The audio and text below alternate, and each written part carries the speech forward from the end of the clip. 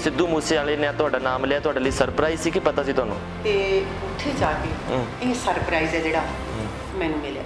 ਮੈਂ ਤੁਸੀਂ ਯਕੀਨ ਨਹੀਂ ਕਰਨਾ, ਇੱਕ ਵਾਰੀ ਤਾਂ ਮੇਰਾ ਦਿਮਾਗ ਜਿਵੇਂ ਖੜ ਜਾ ਨਹੀਂ ਜਾਂਦਾ ਹੁੰਦਾ, ਜਦੋਂ ਉਹਨਾਂ ਨੇ ਮਤਲਬ ਫੋਨ ਰਾਹੀਂ ਸੁਣਾਇਆ, ਕਹਿੰਦੇ ਵੀ ਭੂਆ ਜੀ ਸੁਣੋ, ਮੈਂ ਹਿੱਕ ਠੋਕ ਕੇ ਕਹਿੰਦੀ ਹਾਂ ਨਾ, ਗੱਜ ਵੱਜ ਕੇ ਕਹਿੰਦੀ ਹਾਂ ਵੀ ਮੈਨੂੰ ਪੁਰਸਕਾਰ ਦਿੱਤਾ ਹੈ, ਮੈਨੂੰ ਮਾਨ ਸਤਿਕਾਰ ਦਿੱਤਾ ਹੈ ਜੀ ਸਿੱਧੂ ਮੂਸੇਵਾਲੇ। ਮੈਨੂੰ ਗੋਰਿਆਂ ਦੇ ਟਿਕਟੌਕ ਵੀ ਆ ਰਹੇ ਨੇ ਜਿਹੜੇ ਪੰਜਾਬੀ ਸਮਝਦੇ ਵੀ ਨਹੀਂ ਜੀ।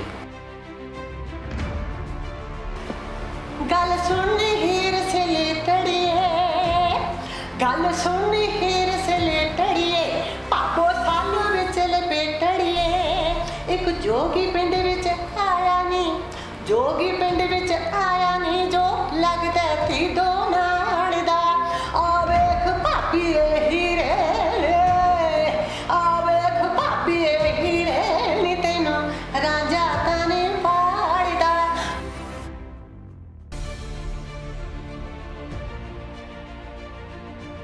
ਕੁਝ ਸਾਲ ਐਸੇ ਕੀ ਵਾਪਰਿਆ ਤੁਹਾਡੇ ਨਾਲ ਕਿ ਤੁਸੀਂ ਸਾਰੇ ਦਰਸ਼ਕਾਂ ਤੋਂ ਦੂਰ ਰਹੇ, ਤੇ ਇਹੋ ਜਿਹੀ ਕੀ ਘਟਨਾ ਸੀ? ਮੈਂ ਜਦੋਂ ਜਾ ਕੇ ਵੇਖਿਆ ਕਿ ਸਾਰੇ ਮੁੰਡੇ ਆਏ ਖਿਲਰੇ ਪਏ ਸੀ, ਜਿਹੜੀ ਟੈਂਪੂ ਡਰਾਈਵਰ ਸੀ ਬਿਲਕੁਲ ਖਤਮ ਹੋ ਚੁੱਕੀ ਸੀ, ਬੱਚੇ ਗੱਡੀ ਚੋਂ ਬਾਹਰ ਦੇਖੇ ਤੇ ਦੋ ਬੱਚਿਆਂ ਨੇ ਤਾਂ ਮੇਰੀ ਝੋਲੀ 'ਚ ਜਾਣ ਦਿੱਤੀ ਤੇ ਮੈਂ ਚੀਕਾਂ ਮਾਰਦੀ ਸੀ, ਪਾਗਲ ਸੀ, ਮੈਨੂੰ ਸਮਝ ਹੀ ਨਹੀਂ ਆਉਂਦਾ ਸੀ ਵੀ ਹੋ ਕੀ ਗਿਆ, ਸੰਭਲਿਆ ਹੀ ਨਹੀਂ ਗਿਆ ਜੀ। ਮੈਂ ਡਿਪਰੈਸ਼ਨ 'ਚ ਚਲੀ ਗਈ। ਜੋ ਲੋਕਾਂ ਦੇ ਮੂੰਹ 'ਚ ਆਇਆ, ਕਿਸੇ ਨੇ ਮੈਨੂੰ ਕੈਂਸਰ ਬਣਾਤਾ, ਕਿਸੇ ਨੇ ਕਹਿਤਾ ਗਲਾ ਖਰਾਬ ਹੈ ਜੀ, ਕਿਸੇ ਨੇ ਕੁਛ।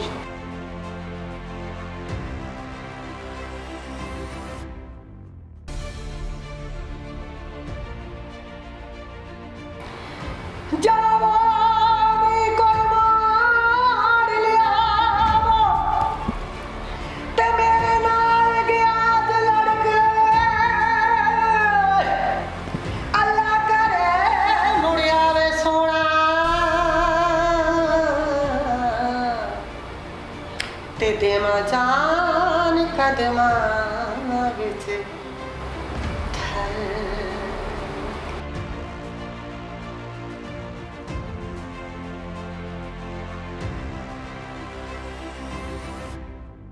ਸੁਨੰਦਾ ਸ਼ਰਮਾ ਨੂੰ ਮੈਂ ਘਰੇ ਮਿਲੀ ਸੀ ਜੀ, ਕਿਉਂਕਿ ਮੈਨੂੰ ਬੜੀ ਕਿਊਟ ਲੱਗਦੀ ਹੈ ਜੀ, ਮੈਨੂੰ ਬਹੁਤ ਸੋਹਣੀ ਲੱਗਦੀ। ਮੈਂ ਦਿਨ 'ਚ ਇੱਕ ਵਾਰੀ ਮਤਲਬ ਉਹਦੀ ਆਈਡੀ ਖੋਲ ਕੇ ਮੈਂ ਦੇਖਣਾ ਵੀ ਅੱਜ ਉਹਨੇ ਕੀ ਪਾਇਆ।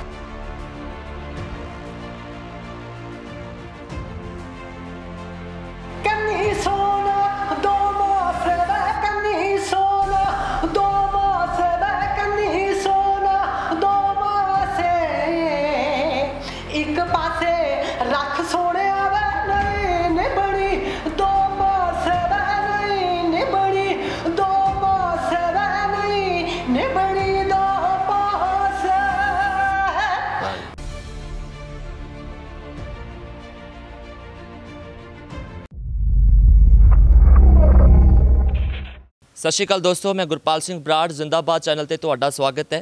अज असी बठिंडे पहुंचे हाँ, अज एक अजिही शख्सियत के घर जिस नूं हुण तक पंजाब दे विच अखाड़ियां दी राणी कहा गया। अज भी जदों लंबे समय तो गाउंदे आ रहे हैं, पर अज भी जदों स्टेज ते चढ़दे ने इंज लगदा जिवें उन्हां दा स्टेज ते पहला दिन होवे, इंज लगदा उस समय दे ही गाउंदे होण जदों जोबन रुत्ते गाउंदे सी। बहुत समा उन्होंने पंजाबी इंडस्ट्री दे विच पीक ते भी रहे ने, ते हाल ही दे विच सिद्धू मूसेवाले दा जो गाना बंबीहा बोले ਉਹਦੇ ਵਿੱਚ ਉਹਨਾਂ ਦਾ ਜ਼ਿਕਰ ਹੋਇਆ ਅਤੇ ਦੁਬਾਰਾ ਲਾਈਮਲਾਈਟ ਦੇ ਵਿੱਚੋਂ ਆਏ ਨੇ। ਮੈਂ ਗੱਲ ਕਰ ਰਿਹਾ ਜੀ ਜਸਵਿੰਦਰ ਬਰਾੜ ਹੋਰਾਂ ਦੀ। ਪਰਸਨਲ ਤੌਰ ਤੇ ਮੈਂ ਬਚਪਨ ਤੋਂ ਉਹਨਾਂ ਦਾ ਫੈਨ ਹੈ, ਕੌਣ ਨਹੀਂ ਫੈਨ ਉਹਨਾਂ ਦਾ ਜਸਵਿੰਦਰ ਬਰਾੜ ਦਾ। ਜਸਵਿੰਦਰ ਬਰਾੜ ਦੇ ਘਰੇ ਪਹੁੰਚੇ ਹਾਂ ਔਰ ਜਸਵਿੰਦਰ ਬਰਾੜ ਨਾਲ ਰੱਜ ਕੇ ਗੱਲਾਂ ਬਾਤਾਂ ਕਰਾਂਗੇ। ਕੁਝ ਸਮਾਂ ਵਿੱਚੋਂ ਗਾਇਬ ਵੀ ਰਹੇ ਸੀ, ਬਹੁਤ ਸਾਰੇ ਲੋਕਾਂ ਦਾ ਸਵਾਲ ਹੈ ਵੀ ਕਿੱਥੇ ਰਹੇ ਸੀ, ਇਹ ਵੀ ਜ਼ਰੂਰ ਜਾਣਾਂਗੇ। ਆਓ ਮਿਲਾਉਂਦੇ ਹਾਂ ਜਸਵਿੰਦਰ ਬਰਾੜ ਨਾਲ, ਆਓ ਜੀ।